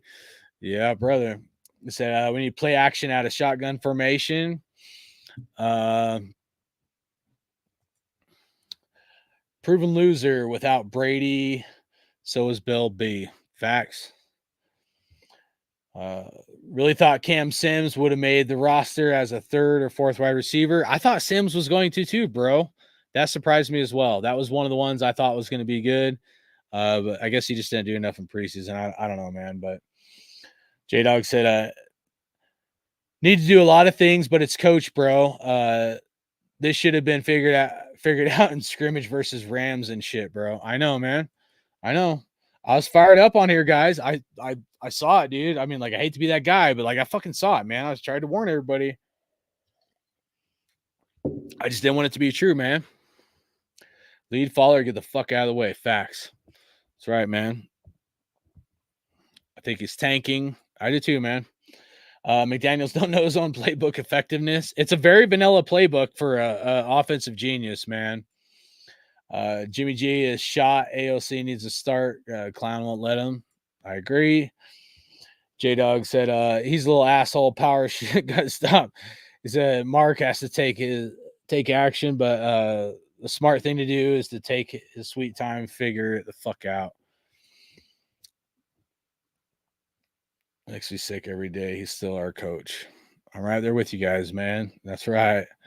Needs to go. Y'all know. RJ said, makes no sense to fire him now because the whole scheme changes when he leaves. Like, I want to change no Patriot way. Or like I wanted to change no Patriot way. New scheme, new coach after this season, not mid-season. Green had a chance to draft Jalen Hurts in the first round. I wanted Jalen Hurts. I liked him. I don't know if you ever watched any of my past stuff when I've ranted about that. Most of these so-called experts like the Mel Kipers, the Todd McShays, the guys that, are supposed to be professional talent evaluators that get like 90% of their shit fucking wrong on their talent evaluation. We're literally saying that Jalen Hurts should go in the 4th to 5th round, 3rd round max kind of thing, and that Jalen Hurts should be a running back or tight end. That's what the fucking experts were saying. Like almost every expert out there said Jalen Hurts, like, yeah, he might have potential, but he should probably be a running back, tight end, and shouldn't be drafted before the 3rd round. And looking back now, who wouldn't have taken Jalen Hurts in the 1st round? The Raiders should have got Jalen Hurts. Eagles got him before us in the 2nd round. So yeah, it's fucked, man. David said, I left a message earlier this morning. I said, fire McDaniels now. Mark Davis. Nice. Facebook Live had no comments. Del was okay. He just got DC hurt. I liked Del Rio at first, but I think he lost the locker room, man. The kneeling thing and all that stuff. We got the wrong McDaniel. If we would have had Miami coach, it would be great. Yeah, maybe. I don't know. I don't know if I like the Miami coach. I don't know if he'd be a fit to be a Raider. I think his style works in Miami, but he might be an offensive guru or whatever, but he's also got Tyreek Hill. I'm not convinced he'd be good for the Raiders. And honestly, I don't know. I hear you, bro. I'm not trying to go against you, but I think that McDaniel on Miami is a little weasel. I don't want him to be on the fucking Raiders. So J-Dog said he's a good coach in Miami, but as you saw, with great speed like Tyreek Hill and others, not enough for Mahomes and Kelsey. Yeah, man. Takes a different coach to be a Raider coach, guys. It really fucking does, man. And I thought Gruden was going to be it. He had the personality. Maybe I bit into the personality of John Gruden too much. I don't know, guys, to be honest with you, man. Maybe I did. Maybe I got hoodwinked, and his play calling was suspect. He tanked our team too. Like, if I'm being real, dude, right? And did a full rebuild. However, Amari Cooper was quitting on routes, to be straight with you guys. Amari Cooper was quitting the last 2 minutes of the game instead of doing hurry up offense, missing catches. Amari Cooper just did not want to be a Raider, didn't fucking care. And there's times where I kind of felt like Khalil Mack may have fell in that category too a little bit. But, we were moving from Oakland, guys. There's a lot of fucking hate that move from Oakland. And, a lot of players got targeted. So, to some degree, I don't blame them, but to another degree, I think that's one of the reasons why Gruden did kind of what he did, right? If we had Gruden, like, it's hard for me to say. I think we'd be in a better win now mode, but I think we would be, even with some of the suspect play calling. But at the end of the day, all I know is one thing, that Gruden loved the Raiders, the Raider Nation, the silver and black, and he took this shit to heart, and he would have fucking done anything for us and this team. And yeah, he failed in some areas, but let's not forget that he fucking had to like draft guys during COVID, and he couldn't interview guys and stuff. And, he got fucking shit canned right as we were fucking doing good. What were we, 3-1, man? The sports bettors definitely didn't have us doing that good. I think they got worried. I think the sports betting had something to do with it, why they shit canned and canceled Gruden. And somebody was going to lose a lot of money. And the hit was put on John Gruden, guys. And they took our coach away, man. They don't want hardcore motherfuckers in this world anymore. And guys that aren't yes men to the NFL. So, Gruden stood up to them, man. He called the refs out. He called the NFL out. And, it's been a long time since we had a coach like that or who was willing to even do that. But Gruden had the balls to do it and step up to the plate and call a spade and not be fake. I don't think he was fake. I thought he was pretty real, and he got a lot of hate, man. He had the spotlight on him from his previous, gig, Monday Night Football and all that. But, you look back, the media, when we left Oakland, came to Vegas, and then the Vegas media, they fucking tore Gruden up, man. Like, they never sucked him off like fucking the media sucking Josh McDaniels off. Think about that. The media were never sucking off John Gruden like they are fucking Josh McDaniels. Yeah, he was in the media spotlight, but they all fucking hated on him, and they never fucking gave him any respect or fucking anything, guys. So John Gruden always had the weight of the world against him, and he moved us from Oakland to Vegas and all that, man. So it's fucked up. I wished it could have worked out, but it didn't. So it's time to move on, figure out what the next chapter is, But Mark Davis sold out, sold the Raiders out, sold the Raider Nation out, and this is what we get, guys. This is what happens when you have someone that's a sellout. They bring other people in the regime, and they don't give a shit about us. That's fucked up, but it's just the way it is right now. Hopefully this somehow happens, because I'd be happy, but it doesn't mean I'll like McDaniels. But, they got to figure out a way to get this shit done, The players playing like this, they don't even care, man. So falls right on the leadership, man.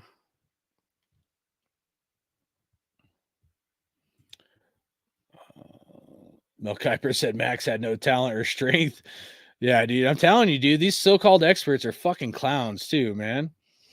He's a good coach, Miami, but I read that one earlier. The Chiefs have the refs on their sides too. Yeah, no, the referees pushed the Chiefs all the way to the Super Bowl, man. All the way through the playoffs last year and all the way to the Super Bowl, man. It's a fucking disgrace, dude. Some of this shit's just fucking mind-boggling, dude. Sports betting makes the NFL do what they want. That's what the BS calls are. I agree. It's definitely something with refs and questionable fucking calls by referees and sports bets. The need for defense line really shows when these QBs run right up the middle. Yeah, dude, but like, think about that. Think about what you just said, bro. The need for defensive line really shows when these QBs run right up the middle. So we drafted 2 defensive tackles last year.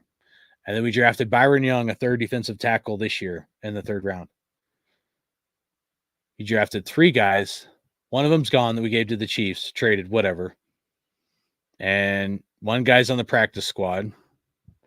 So now we got 1 guy left, and that's Byron Young, who's not even on the fucking, like, where the fuck is that dude? So you got 3 guys, and all of them are fucking no-shows, man. So that's funny, because we've known that. I've known that. You've known that, bro. And here we are. The defensive line still having issues, and these guys are nowhere to be found, man. And these guys drafted him after bashing John Gruden's draft picks and all that, right? Fucking crazy, bro. Crazy, man. Make my homework. Ref can't help them. Said at this point I say him for the knees, ankle. His ankle's he's got Mahomes has a bad ankle. Yo, in the next hardcore collecting video. Glad you asked, motherfucker.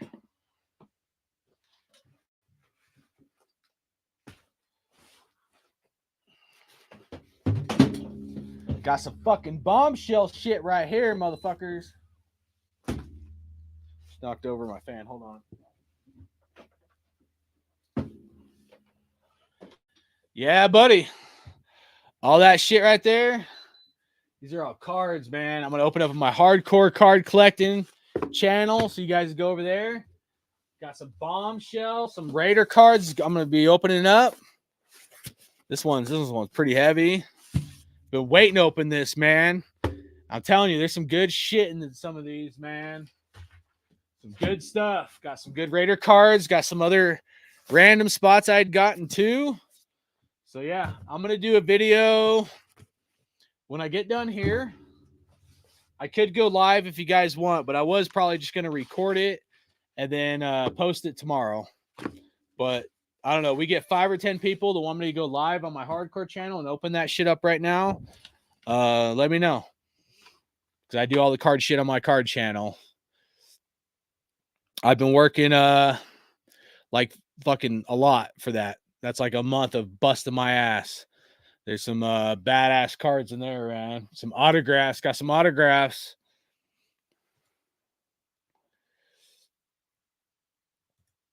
Yeah, check your email. Yeah, if you guys don't know, on my other channel, it's a hardcore card collecting. I could put it in the chat if you guys want to go subscribe to that. If you guys aren't already. But yeah, I did a giveaway for me hitting 1,000 subs over there. And 1 second.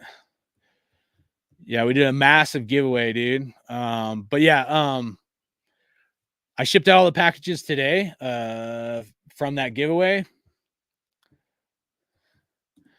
So 10-day, you need to go check your email because I'm pretty sure I emailed you and everybody else the tracking info. So 10-day, go check your email because I got all that together, shipped out. I dropped it off UPS today. Sorry, I was trying to do this real quick. I'm not gonna rip it in here. I did on my card channel, bro. I'm gonna put it in the chat here. Subscribe.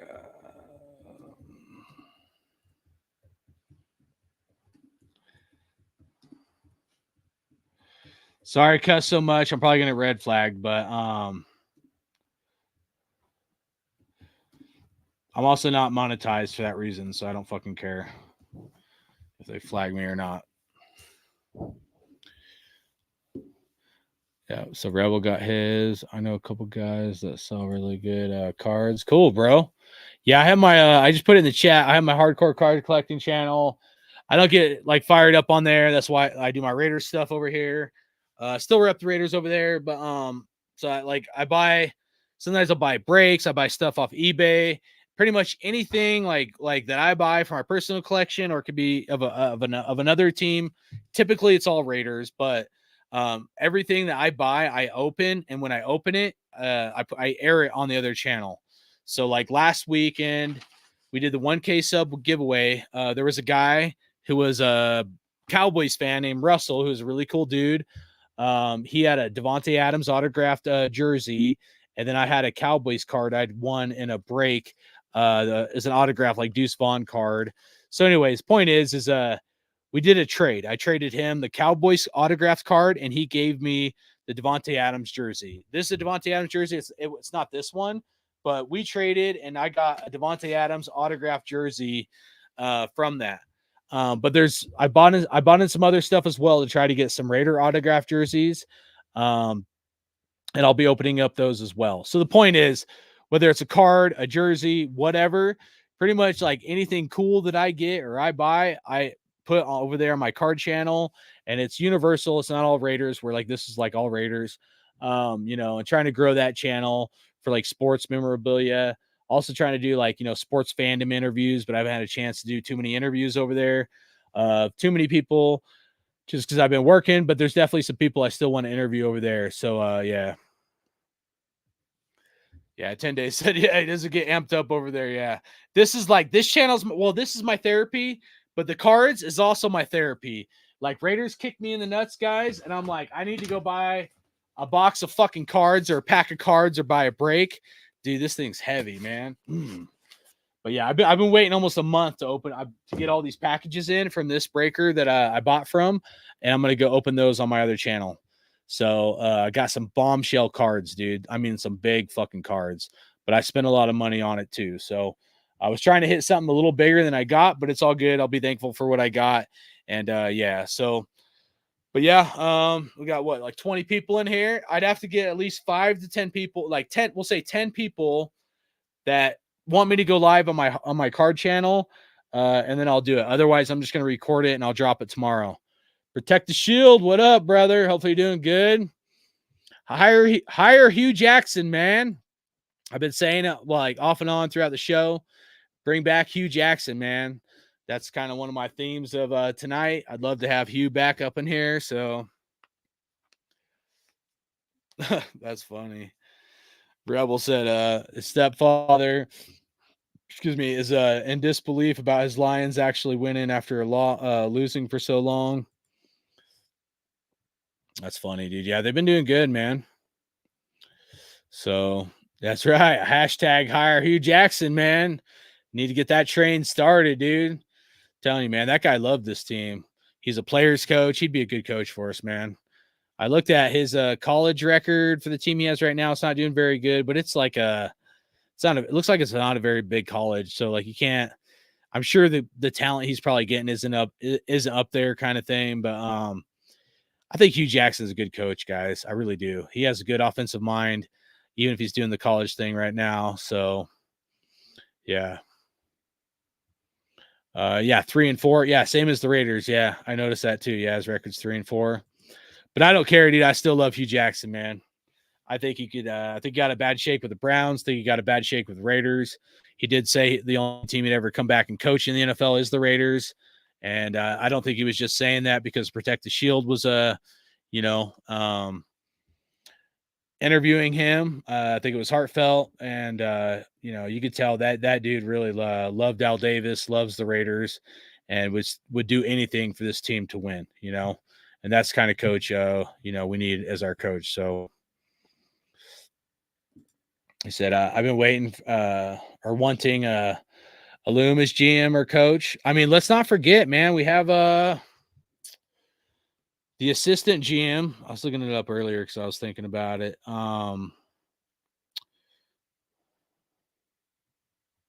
Champ Kelly. We have Champ Kelly as assistant GM, man. They could get rid of Josh McDaniels and Ziegler and keep Champ Kelly. Bring on Hugh Jackson. I bet you Champ Kelly and Hugh Jackson would be a good fit, man.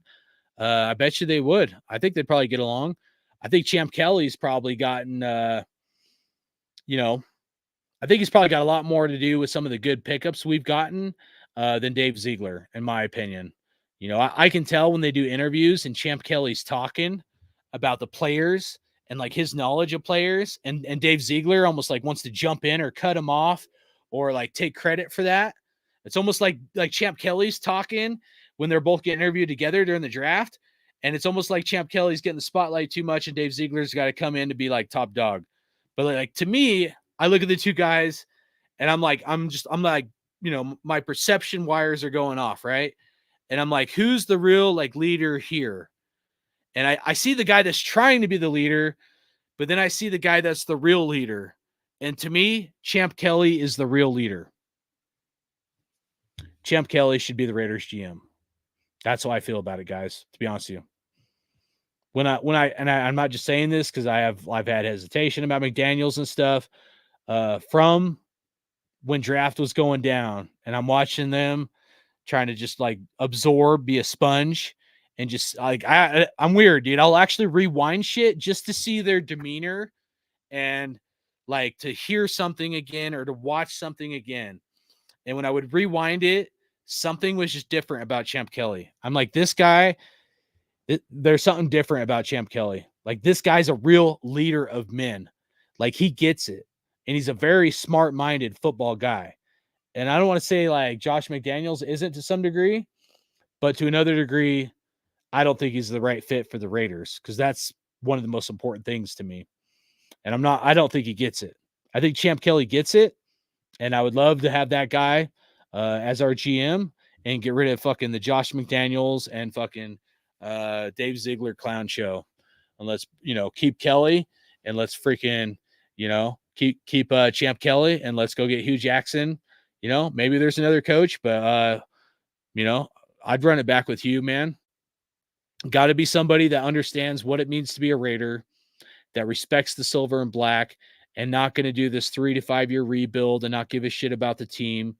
Hugh Jackson is the kind of coach that will adjust his style to the players to get the best out of the players. Because he's a player's coach. That's what players' coaches do. And that's how you get the best out of your team. By you as a leader adjusting yourself to your team. Okay? Not your team adjusting themselves to you as a leader. That's wrong. We have a lot of people in this world that have that misconception, that think that you make your team adjust to your style. No, not at all. You adjust yourself to their style, and that will bring out the best out of them. And you'll create winners with whatever team environment you have and whatever level of leadership you're in. I had a boss, owner of a company, and I was a manager. And, I told him, like, I get input from, my guys and stuff like that. And he's like, you don't do that. You tell them what to do. You delegate. You tell them all what to do. And they just go out and they fucking do it for you. He's like, that's wrong. That shows weakness as a leader for you to, ask them their opinions and stuff. And I used to think that way. I did. I used to be like, and sometimes I am like that, depending on what it is. I'll be a little more rough edged. But I used to be that kind of leader where I'm like, hey, my way or the highway, blah, blah, blah. But I realized in time is several things. Like I might know the best way to do something, and I can tell you how to do it. I can tell you point A, point B. The fastest way to get from point A to point B is a straight line, right? Tell you all the easiest way to get to whatever the goal is, right? But you have to learn on your own as well. And I got to figure out a way to motivate you to get from point A to point B. So either I could tell you how to do it and you might want to rebel against me and not want to do it, or I can ask you questions and get your input and see if you know of a different way or a better way still to get to point B. And if it's going to be, about the same time frame or cost effective or whatever it might be, or execution or whatever, then yeah, we can do it your way if it works. Like we'll try it that way. We'll see if it works. If it don't work, then we're gonna have to try something else. But then several things. One, you're getting them involved. You're getting them to use their brain because we live in a society where people don't use their fucking brains anymore, right? So you ask them a question, you get them involved, you get them to use their brain, you get them thinking, and you get them to want to do it because you're getting them involved and asking them how they want to do it. And that motivates them and they'll go the extra mile for you. And this is why when I left that company after being a manager there for 4 years, when I left, a little Hispanic dude, loved him, dude, Juan. I'm leaving and I don't want no pat on the back or nothing, dude. I ain't that kind of guy, dude. You know what I mean? I'm like, my last day is like, hey, dude, I just want to let you know, You're the best manager and the best leader I ever had. And you gave me a shot when nobody else would. And you believed in me and you did things for me that, like, I just want to let you know I really appreciate you. And you know what? For me, that meant a lot to me because, not just for him to say it and for him to mean it, but for him to get it, because some people just don't get it. No matter how hard you try to help them, they just don't get it. But if you can teach somebody something and you get them involved and you get them to engage and you get them to think and you get them to want to do it, they'll go the extra mile for you. Imagine that. And I learned that after years of failure and years of realizing when I had a manager ask me something that blew my mind. The most simplest thing. But he asked me something where he said, how do you get people to want to work for you? He said, how do you get people to want to work for you? And to me and my upbringing is like, what do you mean want to work for me? I don't give a fuck if they want to work for me or not. They got to go out there and do their fucking job. They get paid. They get a paycheck. They got to go out there and do their job. What do you mean want to work for me? It's their job. That's why it's called a job. But not everybody's built that. Like, I'm built that way. Other people are built that way. But not everybody is. And that's tough. It's tough because I grew up pretty old school, right? And when I really grasped it, and it took me probably a couple years after that point to really get it, of how to motivate people, how to get them to want to fucking do something. I mean, you shouldn't necessarily have to, it's their job, but to another degree, it takes all kinds of people to make the world go round, and you got to get the best out of your team. And you got to figure out a way to adjust your style to them.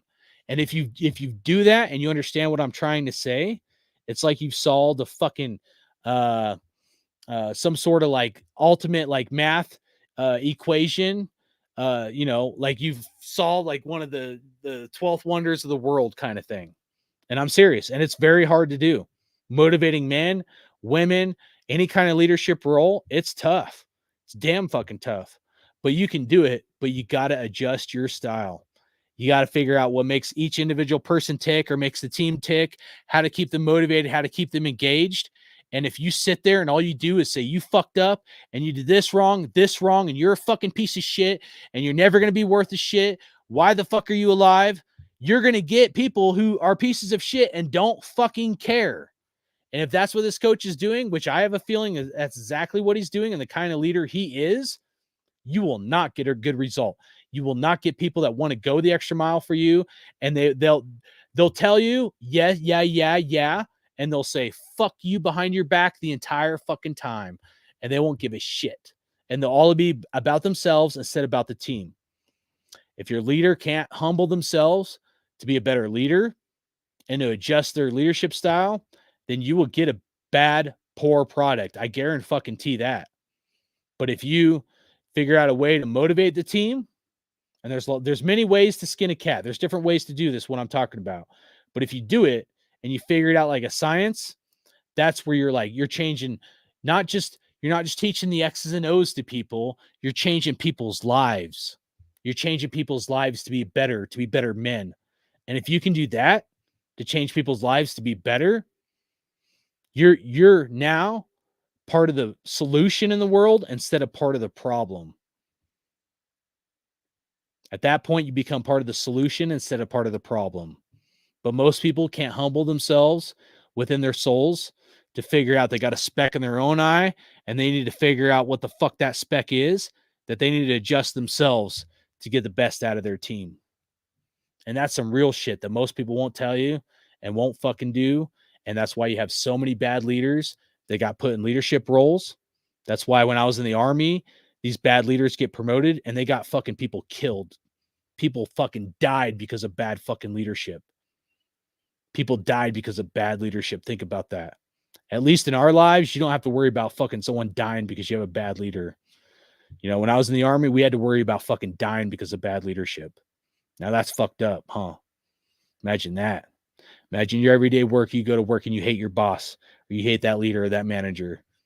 Imagine that motherfucker possibly getting you killed because he's a fucking asshole, piece of shit, cocksucker who fucking should not be a leader. And that's the reality when you're in fucking combat, because there are some, but then there's some good ones, man. And the good ones you'll fucking ride for and you'll fucking die for. And that's real shit. So hopefully they figure it out, man. All right, I'm going to wrap it up, man. So love you guys. Appreciate you guys a lot, man. You had a lot of people in here.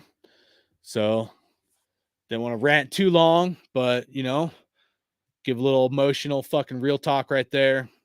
But much love to you guys, man. I'm not giving up on the team. We can still go 10-7. We'll see how this shit goes. The leader, head honcho, heaviest head that wears the crown, has to get this figured out, guys. He's got to change, or he needs to fucking just leave straight up. So that's all I got for you. I'm Hardcore Raider. Make sure you guys like, subscribe. Let's go Raiders. And there's only one nation. That's Raider Nation. Hardcore Raider out.